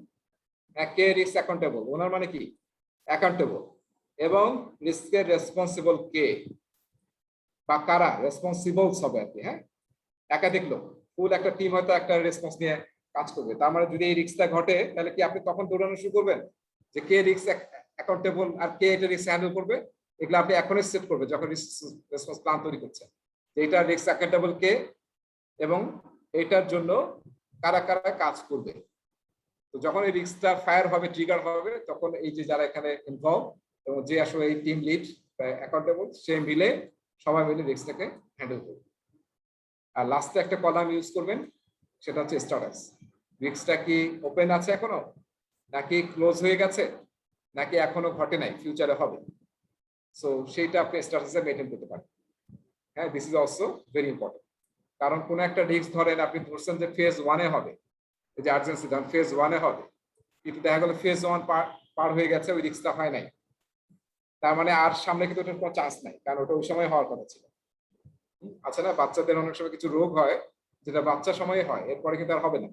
So যখন আপনার বাচ্চা ওই স্টেজ পার হয়ে গেছে, তার মানে কি জেনারেলি ওইটার হওয়ার কোনো চান্স নাই। সো তখন কি হয়ে গেল, ক্লোজ করে ফেলছি। ক্লোজ করা মানে কি, আপনি যে এর জন্য 2000K রাখছিলেন, সেটা কি হলো, কি করবেন সেটা, এই টাকাটা কি খরচ হয়েছে? তার মানে টাকাটা খরচ হয় নাই। তার মানে এখন আপনি কি করবেন, that should be release.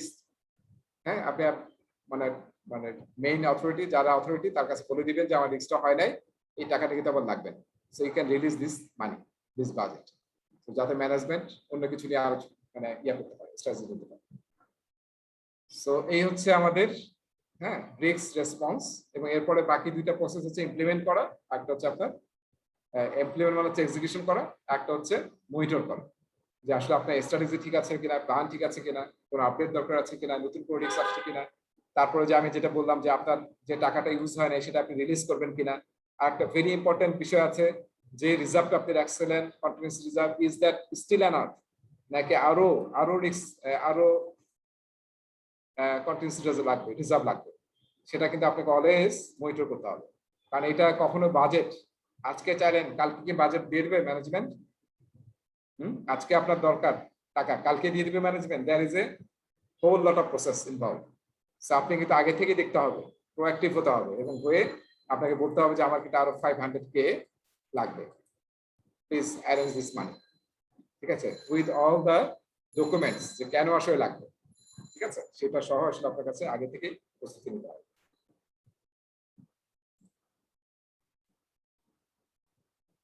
Alright, so এখন আমি দেখি প্রেজেন্টেশন স্লাইডে কি আছে, আমরা জাস্ট চোখ ভুলে যাবো। আমার মনে হয় আমি সবই কভার করছি।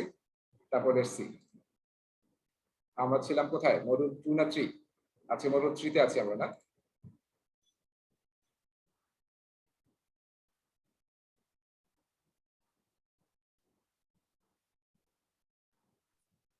ভাই এর মাঝখানে একটা কথা বলবো। হ্যাঁ, অবশ্যই, প্লিজ। ভাই আপনি এটা কালকে শুনলাম, ভালো বলছেন খুব। তুমি তো ছিল না মনে হলো। ভাই আমি এসেছিলাম, মানে ওই লিঙ্কডইন লাইভে ছিলাম। আচ্ছা, লিংকটা রয়েছে। আমি আবার প্ল্যাটফর্মে দিছি, কিন্তু দেখো ওরকম কোনো কিউ হয়নি। হ্যাঁ ভাই আপনি একটু হাইপার ছিলেন, আমাদের ক্লাসে যতটা সফট ছিলেন ওইখানে আবার একটু বেশি। ছিলাম। হ্যাঁ হ্যাঁ, ওটা আসলে টাইম কম, তারপর ইয়া থাকে যে লাইভে যাচ্ছে হচ্ছে। না না, আমি আসলে লিঙ্কটা খুঁজতেছিলাম যাওয়ার জন্য। ইন দ্য মিনটাইম দেখলাম লিঙ্কডইন এটা ওপেন লাইভ আসছে, তার এই কারণে আর আমি খুঁজি নাই, সরাসরি লাইভেই চলে গেছি। আচ্ছা, সো দেখেন আমরা এই যে ডুইং দ্য ওয়ার্কে আসলে আজকে শুরু করলাম এবং প্রথম টপিকটা হচ্ছে অ্যাসেসমেন্ট ম্যানেজমেন্ট। ঠিক আছে, সো এটা আসলে আমরা ফুল দেখলাম। এখানে কিন্তু আমাদের কয়টা টপিক আছে? 8টা টপিক আছে কিন্তু। 1 2 3 4 5 6 7 8টা টপিক। এর মধ্যে আসলে 2টা টপিক একটু বড় হবে, যেমন আজকে যেটা বললাম। আর হচ্ছে আর কি বড় টপিক আছে এখানে? না, আর কিছু বড় টপিক নেই, বুঝছেন? আর অন্য টপিকগুলো হয়তো আমরা 3টা করে পড়াতে পারবো। এটা একটু হয়তো সময় লাগতে পারে, ম্যানেজ কমিউনিকেশনস, বাট বাকি সব টপিকগুলো ছোট। আমার মনে হয় বাকি 2টা ক্লাসে আমরা বাকিগুলো শেষ করে দিতে পারবো। আজকেরটা খুবই ডিটেইল আলোচনা হলো, কারণ এটা থেকে আপনার 10-12টা প্রশ্ন থাকবে এবং অনেক জায়গায় রিস্কের আপনি রিলেশনস পাবেন। আমাদের যদি কনসেপ্ট ক্লিয়ার থাকে, অনেক প্রশ্ন আসলে আপনার ভালো মতো আনসার করতে হবে। সো দেখেন আমরা রিস্ক ম্যানেজমেন্ট প্ল্যান নিয়ে কথা বললাম, রিস্ক রেজিস্টার নিয়ে কথা বললাম, এবং যে মিটিংস যেটাকে আমরা বলছিলাম রিস্ক ওয়ার্কশপ। সো রিস্কের ডেফিনিশন এখানে আছে, আমি মনে হয় বা মানে সহজভাবে বলে দিয়েছি যে রিস্কের ডেফিনিশনটা কি। তারপর হচ্ছে রিস্ক পজিটিভ হতে পারে, নেগেটিভ হতে পারে, যেটাকে আমরা অপরচুনিটি এবং থ্রেট বলি। তারপর trigger condition, very important, symptom গুলো দেখা, তাহলে আপনি আসলে আইডেন্টিফাই করতে পারবেন। আদারওয়াইজ তো হঠাৎ করে রিস্কের মধ্যে পড়ে গেলে তো খুবই ঝামেলা করবে। কেউ আসলে আমরা ওইভাবে কোনো রিস্ক হ্যান্ডেল করতে পারি না সহজে। সো দ্যাটস ওয়াই আমাদেরকে প্রোঅ্যাক্টিভ ভাবে আগাতে হবে। তারপর হচ্ছে রিস্ক ম্যানেজমেন্ট প্ল্যান আসলে আমাদেরকে ওভারঅল আইডেন্টিফাই থেকে শুরু করে একটা মনিটর কিভাবে করবো তার একটা গাইডলাইন দিবে। আচ্ছা, তারপর যে আমি বললাম ইমপ্যাক্ট এবং লাইকলি হাউ, এই যে শব্দ দুটো কিন্তু একই, লাইকলিহুড অথবা প্রবাবিলিটি, ঠিক আছে, অথবা চান্স, এবং হচ্ছে পটেনশিয়াল ইমপ্যাক্ট। এটা আমাদেরকে দেখতে হবে। একই বোধহয় ডাবল ইয়া হয়ে গেছে না, স্লাইড একটা ডাবল হয়েছে। সো দেখেন যেখানে শব্দগুলো দেখছি আমরা, যে এই সব নিয়ে কিন্তু কথা বলতে হবে। Risk appetite, stakeholder risk appetite, তারপরে রিস্ক রিপোর্টিং নিয়ে একটা ব্যাপার আছে, রিস্কের ক্ষেত্রে অলওয়েজ রিপোর্টিং করতে হবে। একটা কমন ম্যানেজমেন্ট ট্রিক্স আপনি জেনে রাখেন ম্যানেজমেন্ট, সেটা হচ্ছে যে প্রতিটা মিটিংসে, প্রজেক্ট স্ট্যাটাস মিটিং হোক বা অন্য কোনো মিটিং হোক, প্রতিটা মিটিং এ যাতে আপনার রিস্ক নামে একটা এজেন্ডা থাকে, যে এই পর্যন্ত কি কি রিস্ক আসার কথা ছিল, তার কি স্ট্যাটাস, এখন কোনো রিস্ক সামনে আছে কিনা, বা এখন যে রিস্ক গুলো চলতেছে সেটার ব্যাপারে আমরা কতটুকু সামলাতে পারছি। সো রিস্ক কিন্তু একটা এজেন্ডা রাখতে হবে। এবং আমরা যদি অ্যাজাইলের কথা বলি, অ্যাজাইলের যে একটা 3 নম্বর এজেন্ডা ডেইলি স্ক্রামে, মনে আছে? কোনো ইম্পিডিমেন্ট, অবস্টাকল, রিস্ক বা কোনো কিছু আছে কিনা, সেটা কিন্তু নিয়ে আপনাকে প্রতি ডেইলি স্ক্রামে আলোচনা করতে হবে। রিস্ক ম্যানেজমেন্ট প্ল্যানে এইসব জিনিস থাকে, রিস্ক স্ট্র্যাটেজি আপনি অ্যাভয়েড করবেন না, কি করবেন, যে স্ট্র্যাটেজি গুলো বললাম পজিটিভ এবং নেগেটিভের জন্য, মেথোডোলজি কিভাবে করবেন আপনি, একদম ডিটেইলটা প্রতিটা প্রসেস কিভাবে করবেন, রোলস এবং রেসপন্সিবিলিটি, রিস্ক ম্যানেজার কে, রিস্ক রেসপন্স কারা করবে, এই সব জিনিসগুলো আপনি ডিফাইন করবেন। অনেক সময় প্রজেক্ট ম্যানেজমেন্ট টিমে বা আমরা যে বলতেছি প্রজেক্ট ম্যানেজার সবার উপরে থাকে, তার নিচে কিন্তু অনেকগুলো ম্যানেজমেন্ট পজিশন থাকে। তার মধ্যে যেমন একজন আছে প্রকিউরমেন্ট ম্যানেজার, হ্যাঁ, যিনি আসলে লজিস্টিক এবং প্রকিউরমেন্ট দেখেন। আবার আরেকটা রোল অনেক সময় দেখা যায়, সেটা হচ্ছে রিস্ক ম্যানেজার, যিনি রিস্কটাকে ফুল রিস্কটাকে হ্যান্ডেল করেন। কারণ আপনি চিন্তা করেন বড় একটা প্রজেক্ট, মেট্রো বা পদ্মা প্রজেক্ট, এখানে আসলে যিনি প্রজেক্ট ডিরেক্টর তার পক্ষে সম্ভব নয় যে রিস্ক নিয়ে কাজ করা।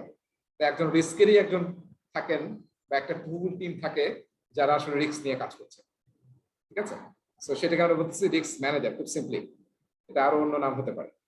অনেক সময় আমরা রিস্ক ওনার, রিস্ক ম্যানেজার, আর যারা রিস্ক নিয়ে কাজ করে তাদেরকে আমরা রিস্ক রেসপন্সিবল বলি কিংবা রিস্ক অ্যাকশনই বলি। এই শব্দটা অনেক জায়গায় দেখা যায়, রিস্ক অ্যাকশনই। তারপর ফান্ডিং, ওই যে আমরা কিন্তু কন্টিনজেন্সি রিজার্ভ নিয়ে কথা বললাম, এবং আপনার রিস্ক থেকে আরো ফান্ড লাগতে পারে আপনার, সেটা আপনাকে দেখতে হবে। টাইমিং, মানে কখন রিস্কটা হবে, যেটাকে আমি আর্জেন্সি বলতেছিলাম। ক্যাটাগরাইজ, রিস্ককে ক্যাটাগরাইজ করা, এটা কিন্তু দেখেন যে অনেক সুন্দর এখানে আলোচনা আছে যে রিস্কগুলো কি ফাইন্যান্সিয়াল রিস্ক নাকি টেকনিক্যাল রিস্ক নাকি গভর্নমেন্ট থেকে রিস্কগুলো আসতেছে নাকি পলিটিক্যাল রিস্ক, সেটাকে আপনি ক্যাটাগরাইজ করতে পারবেন। আবার দুই ধরনের রিস্ক আছে যেটা আমি একটু পরে দেখবো, বিজনেস রিস্ক আর একটা হচ্ছে ইন্স্যুরেবল রিস্ক।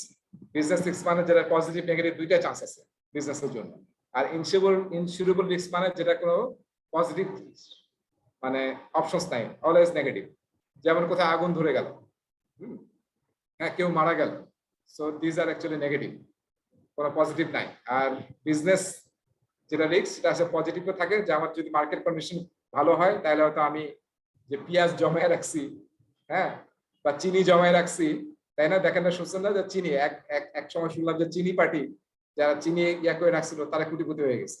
আবার অনেক সময় পেঁয়াজ পার্টি, সেই সব ঘটনা কিন্তু হয়, মানে মার্কেট কন্ডিশন চেঞ্জের কারণে। তো সেগুলোকে আমরা বলি বিজনেস রিস্ক। আবার যদি দেখেন চিনি যদি ঠিকমতো বিক্রি না হতো, পেঁয়াজ না হতো, তাহলে কিন্তু যে পেঁয়াজ কিনে রাখছিল সে কিন্তু লুজার হতো। তারপর স্টেক হোল্ডার রিস্ক অ্যাপিটাইট, যেটা নিয়ে আমরা কথা বলছি। তারপর definition of risk, probability and impact. এটা খুবই একটা চমৎকার জিনিস, একটা টুল আছে দেখবেন, যেটা দিয়ে আসলে আমরা প্রবাবিলিটি ইমপ্যাক্ট অ্যানালিসিস করি, আমি দেখাবো। এবং সেটার উপর বেস করে আমরা ম্যাট্রিক্স সেট করি। ম্যাট্রিক্সটা আমরা ইউজ করি যখন আসলে যে কোয়ালিটেটিভ এবং কোয়ান্টিটিভে আমরা প্রবাবিলিটি এবং ইমপ্যাক্ট ইউজ করি, তখন এই দুইটা জিনিস আমরা ইউজ করি, প্রবাবিলিটি এবং ইমপ্যাক্ট। আমরা দেখবো যদি সামনে স্লাইডে আমরা দেখবো। তারপর কিভাবে রিপোর্টিং করব এবং কিভাবে ট্র্যাকিং করব।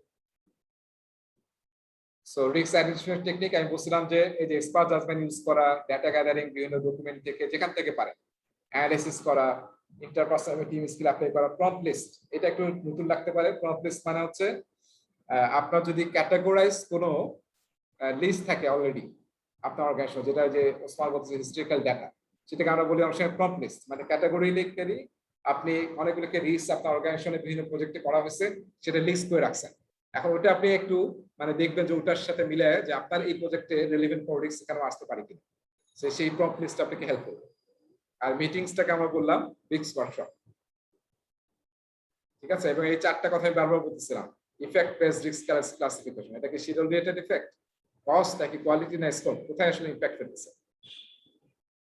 আর রিস্ক ক্লাসিফিকেশন অ্যাপ্রোচ, একটা হচ্ছে আমাদের ইফেক্ট বেস, একটা হচ্ছে সোর্স বেসড। ইফেক্ট বেস মানে বুঝতে পারছি, দুইটা কিন্তু দুই ধরনের। ইফেক্ট বেস মানে রিস্কটা ঘটলে কোথায় কোথায় এফেক্টেড হবে, সেইভাবে যদি রিস্কগুলোকে আমরা ক্যাটাগরাইজ করি, হ্যাঁ, সেটা হচ্ছে ইফেক্ট বেস রিস্ক ক্লাসিফিকেশন। একটা হচ্ছে সোর্স বেস, কোথায় থেকে রিস্কগুলো আসতে পারে, কোথা থেকে রিস্কগুলো জেনারেট হতে পারে, ঠিক আছে? যেটা আমি বলতেছিলাম রিস্ক কজ, সেটা কি ইন্টারনাল থেকে আসবে নাকি এক্সটার্নাল নাকি টেকনিক্যাল নাকি নন টেকনিক্যাল নাকি ইন্ডাস্ট্রি স্পেসিফিক নাকি জেনারিক, এটা আপনার অর্গানাইজেশন আপনার প্রজেক্ট অনুযায়ী আরো ভাগ হতে পারে। তো তাহলে আমরা দেখেন দুইটা মেথড ইউজ করতে পারি বা দুইটা ইউজ করতে পারি, একটা ইউজ করতে পারি এরকম না। একটা হচ্ছে সোর্স বেস, যেখান থেকে যে সোর্স থেকে রিস্ক আসতে পারে, একটা হচ্ছে এফেক্ট বেস, যেটার কারণে কোথায় কোথায় এফেক্টেড হতে পারে আপনার প্রজেক্টের মেইন অবজেক্টিভ গুলো, ঠিক আছে? তারপর দেখেন এখানে কি বলছে, known known, known unknown, unknown unknown, unknown known. এটা নিয়ে আমরা বোধহয় যে যখন কন্টিনজেন্সি রিজার্ভ আর ম্যানেজার রিজার্ভ করছিলাম তখন কিন্তু আমি বলছিলাম, তাই না? সো এটার একটা দেখি যে চমৎকার ফিগার দিয়েছে এখানে, information that is fully studied and well understood, সেটা হচ্ছে নোন সিচুয়েশন, হ্যাঁ। সামথিং আনফোরসিবল, সেটা হচ্ছে আননোন সিচুয়েশন। আর unknown known information that an individual organization has in its possession but whose existence, relevance or value has not been realized. Known situation. Unknown information that is understood to exist but is not in the possession of the person seeking it. It's statistics একদম নতুন, হ্যাঁ, এটা আপনারা একটু পড়ে নিয়েন। আমি first time পড়তেছি কারণ আমি নতুন স্লাইড এইভাবে দেখি না, সো আমি একটু পরে দেখবো যে এখান থেকে আরো কিছু আসছে কিনা। রিস্ক থ্রেশহোল্ড নিয়ে আমরা কথা বলছি, তাই না? থ্রেশহোল্ড আমাদেরকে জানতে হবে এবং তার মধ্যে আমাদের থাকতে হবে, এর বাইরে গেলে আমাদেরকে স্ট্রেট করতে হবে। অ্যাপেটাইট নিয়ে আমরা কথা বলছি যে আমরা আসলে কতটুকু হ্যাঁ রিওয়ার্ডের আশায় কতটুকু আমরা আসলে এটাকে ডেফিনেশন খেয়াল করি। The degree of uncertainty an organization or individual is willing to accept in anticipation of a reward, সেটাকে বলি আমরা অ্যাপেটাইট। যেমন আমি বলতেছিলাম যে অনেক রিয়েল এস্টেট কোম্পানি ভেজাল যুক্ত জমি কি পার্সু করে, কেন? কারণ ওই জমিটা কম দামে পাওয়া যায়, আর ওটা যদি তারা ঠিক মতো ছাড়াইটায় নিতে পারে তাহলে কিন্তু দেখা যাবে যে মানে 5 কোটি টাকার জমি সে কিনে 50 কোটি টাকা বিক্রি করছে। ঠিক আছে, যে রিওয়ার্ডের আশায় কিন্তু সে আসলে এই রিস্কটাকে নেয়, সেটাকে বলা হচ্ছে রিস্ক অ্যাপেটাইট। টলারেন্স যেটা আসলে রিস্ক ইয়ার মধ্যে থাকবে, ট্রেসেবলের মধ্যে থাকবে, সেটা হচ্ছে আপনার টলারেন্স লেভেল। ঠিক আছে, গাইডলাইন্স। গাইডলাইন্স মানে যে এতক্ষণ যেটা বললো আসলে এই যে পুরো প্ল্যানিংটার গাইডলাইন কিভাবে আমরা করব। তারপর কোয়ালিটেটিভ অ্যানালিসিস কিভাবে করব সেটা নিয়ে কথা আছে, যেখানে আমরা আসলে সাবজেক্টিভ অ্যানালিসিস করি, আমি সবগুলো আলোচনা করছি, এবং আমরা কি করি র্যাঙ্ক করি বা ক্যাটাগরাইজ করি যে কোন রিস্কগুলো আমাদের জন্য সবচেয়ে ক্রিটিক্যাল। তারপর আমি যেটা বলতেছিলাম ওই যে র্যাঙ্কিং করার সময় আসলে আমরা প্রবাবিলিটি ইমপ্যাক্ট ম্যাট্রিক্স ইউজ করি। হ্যাঁ, সেটা কিরকম দেখেন, এই যে এইরকম দেখেন, ওই যে আমি বলছিলাম না গুণ করে আমরা বলি প্রবাবিলিটি ইমপ্যাক্ট গুণ করে বলি যে এটা কি আসলে লো রিস্ক নাকি হাই রিস্ক। এখন আমরা কিন্তু এরকম একটা টেবিল ইউজ করতে পারি। দেখেন অনেক অর্গানাইজেশন এরকম টেবিল ইউজ করে, পিএমবক একটা এক্সাম্পল দেওয়া আছে, এটা ইউজ করতে হবে এরকম না, আপনি এটাও ইউজ করতে পারেন। এখানে দেখেন আমি এক সাইডে আলোচনা করি, এখানে বাম সাইডে থ্রেড আছে, ডান সাইডে অপরচুনিটি নিয়ে আলোচনা করা আছে। সো এটা হচ্ছে এক্স অ্যাক্সিস হচ্ছে প্রবাবিলিটি, ওয়াই অ্যাক্সিস হচ্ছে ইমপ্যাক্ট। ঠিক আছে, আমরা নেগেটিভ নিয়ে আলোচনা করছি থ্রেড নিয়ে। সো এখানে যে গুণফলটা দেখতেছি এটা আসলে এইটা এবং এইটার গুণফল, বুঝতে পারছি। আবার যখন এইটা বলতেছি তখন এইটা এবং এইটার গুণফল, এটা যখন বলতেছি এইটা ইনটু এইটার গুণফল হচ্ছে এটা। ঠিক আছে, এটা ক্রস গুণন আর কি, দুইটা গুণন করে এই ভ্যালুগুলো আমরা পাইছি। পাওয়ার পরে দেখেন অনেকে কালার কোড ইউজ করে, এখানেও কালার কোড ইউজ করা হচ্ছে, যেহেতু PMBOK is not colourful book, কিন্তু 7 edition is colourful book. So এখানে দেখানো হচ্ছে যেটা হোয়াইট কালার, দেখেন এই ভ্যালুগুলো কিন্তু খুব কম, তাই না?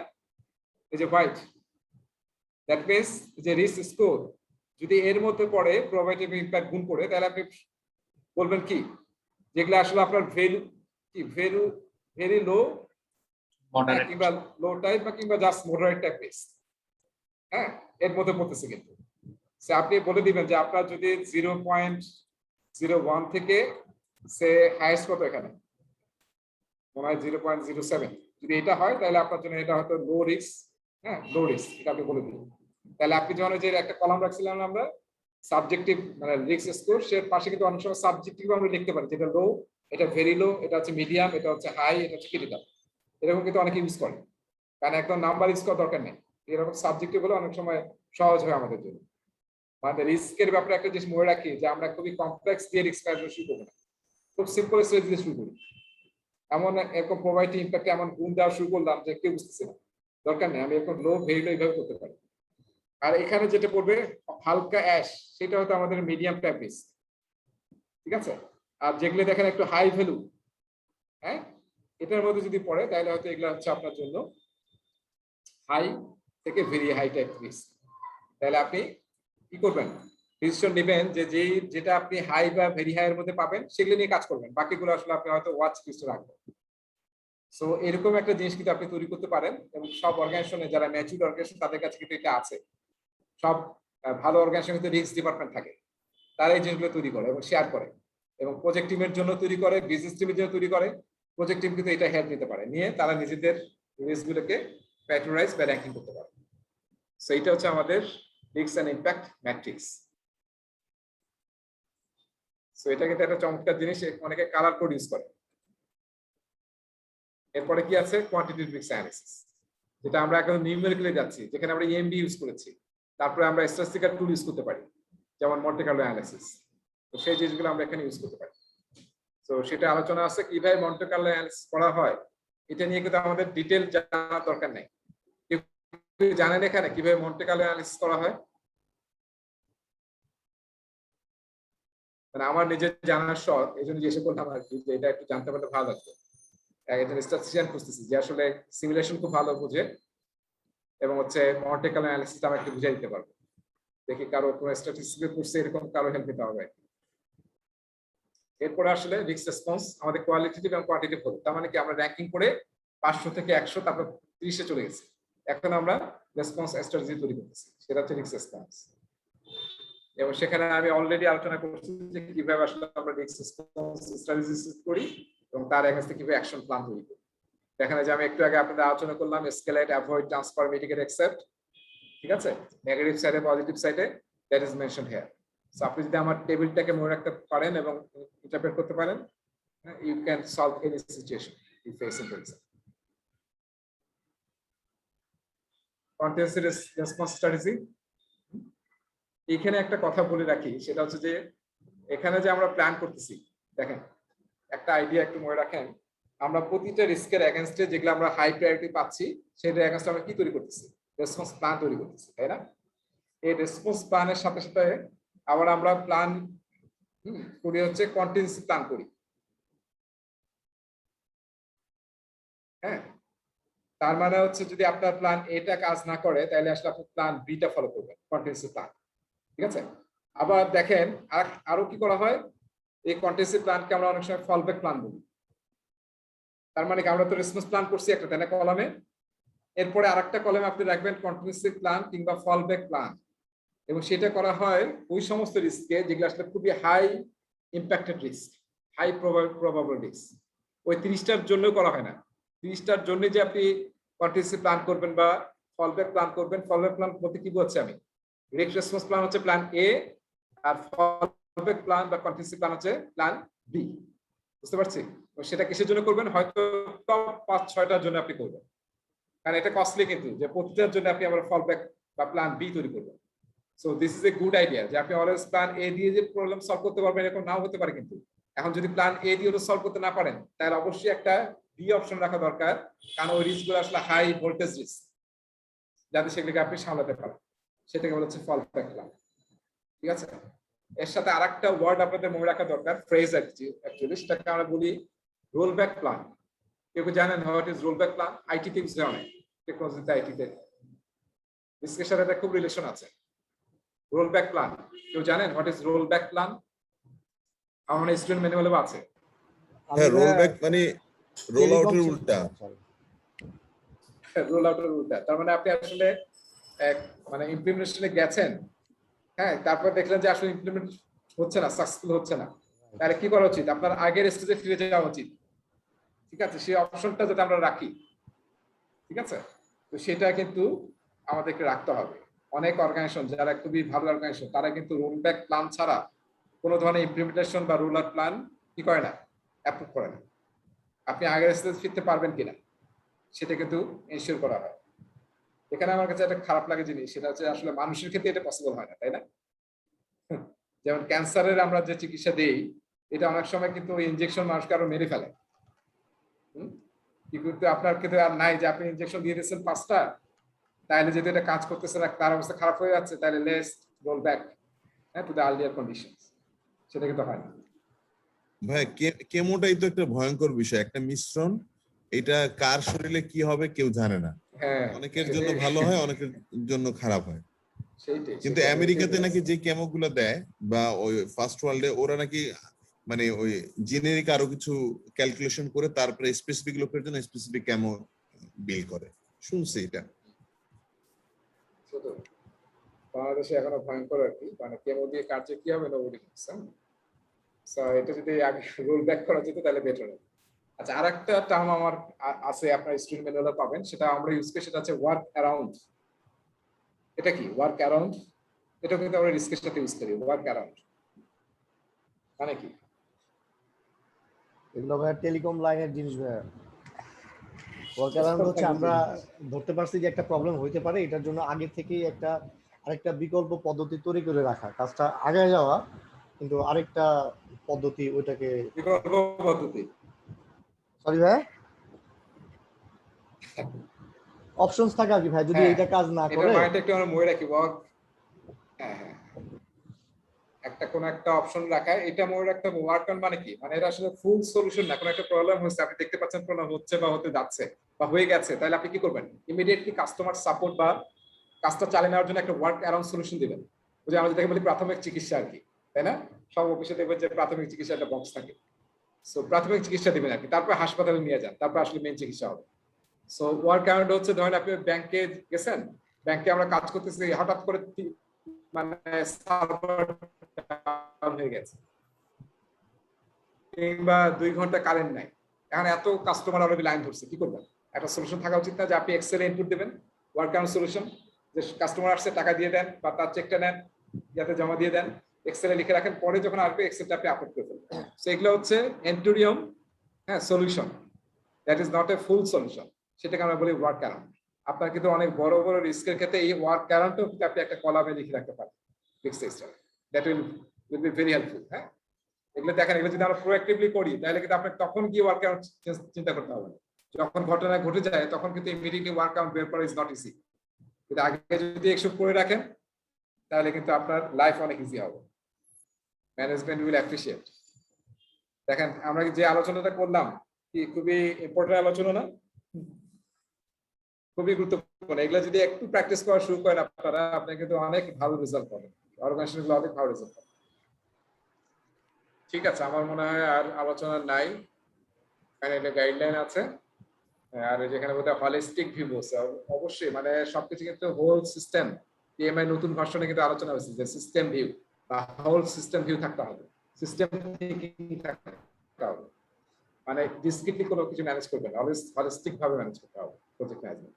একটা কারণে কিন্তু অন্য জায়গায় ইম্প্যাক্টেড হবে, সেটাকে অলওয়েজ অ্যানালাইসিস করে দেখতে হবে। ঠিক আছে, হ্যাঁ, আজকে আমরা এই ক্লাস শেষ হয়ে গেল আলহামদুলিল্লাহ। ফিক্স পড়াতে অনেক সময় লাগলো।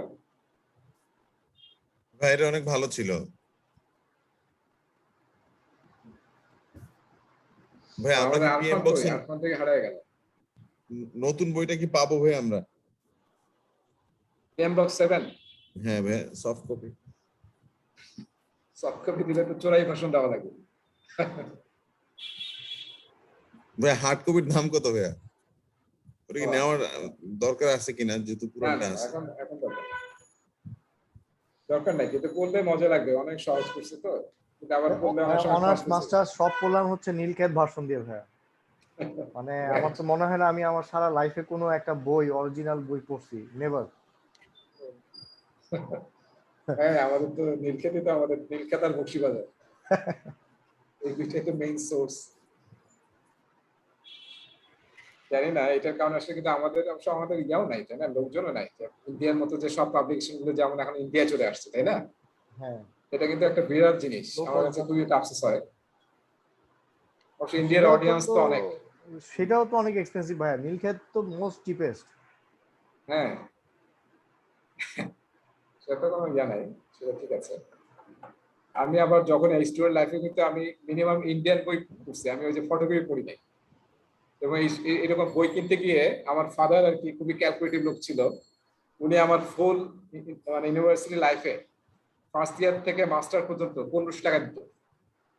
এই 1500 টাকার 1 টাকা বেশি দিত না। আমি কিন্তু আবার বইয়ের একটু পোকা ছিলাম, বই কিনতাম, যে মাসে হয়তো একটা দুটো বই কিনছে, ওই মাসে দেখা যায় আমি এরকম হয়েছে, মানে ট্রু ঘটনা আর কি, দেখা যায় হয়তো একবেলা খাই নাই, কারণ ওইটা বই কিনে টাকা চলে গেছে। এরকমও কিন্তু হয়েছে। এটা আমার একটা নেশা টাইপ ছিল আর কি, যে আমি আসলে ওই যে ফটোগ্রাফি পড়তে পারতাম না, অন্তত ইন্ডিয়ান বই কিনতাম। টিউশনি করতেন না ভাইয়া? হ্যাঁ, টিউশনি করতেন না? টিউশনি একটু করছি আমি, কিন্তু আবার টিউশনিও একটু নেশা ছিল আর কি বাসায়। ও, এটাও খুব একটা করতে পারি নাই। টেবিল বিজনেস কিন্তু মানে টাকা খুব মানে মানে অনেক কিছুর জন্য খুব উপকারী স্টুডেন্ট লাইফে। টিউশনি আমাদের ইসে মানে হলে এটা খুব নাম ছিল table business. Table business table business বলতে কি বলছে? টিউশনি? হ্যাঁ হ্যাঁ, ওই যে মানে টিউশনি, এটাকে উচ্চারণ করতো না লোকজন। হ্যাঁ, এটা তো সবাই আমাদের স্টুডেন্টদের সবাই তো এটা ইনভলভ ছিল, খুবই রেয়ার যারা আসলে টিউশনি করতাম ভাইয়া। ভাই আপনাদের জন্য তো সুবিধা ছিল, আমাদের সেই ঢাকা যাইতে হইতো মানে, এবং আমরা আবার এসে ইউনিভার্সিটি বাস ধরে ফিরতাম। খুব কষ্ট হইতো। ঠিক আছে, ওকে তাহলে না, হ্যাঁ কোশ্চেন না থাকলে আমরা তাহলে ক্লোজ করি।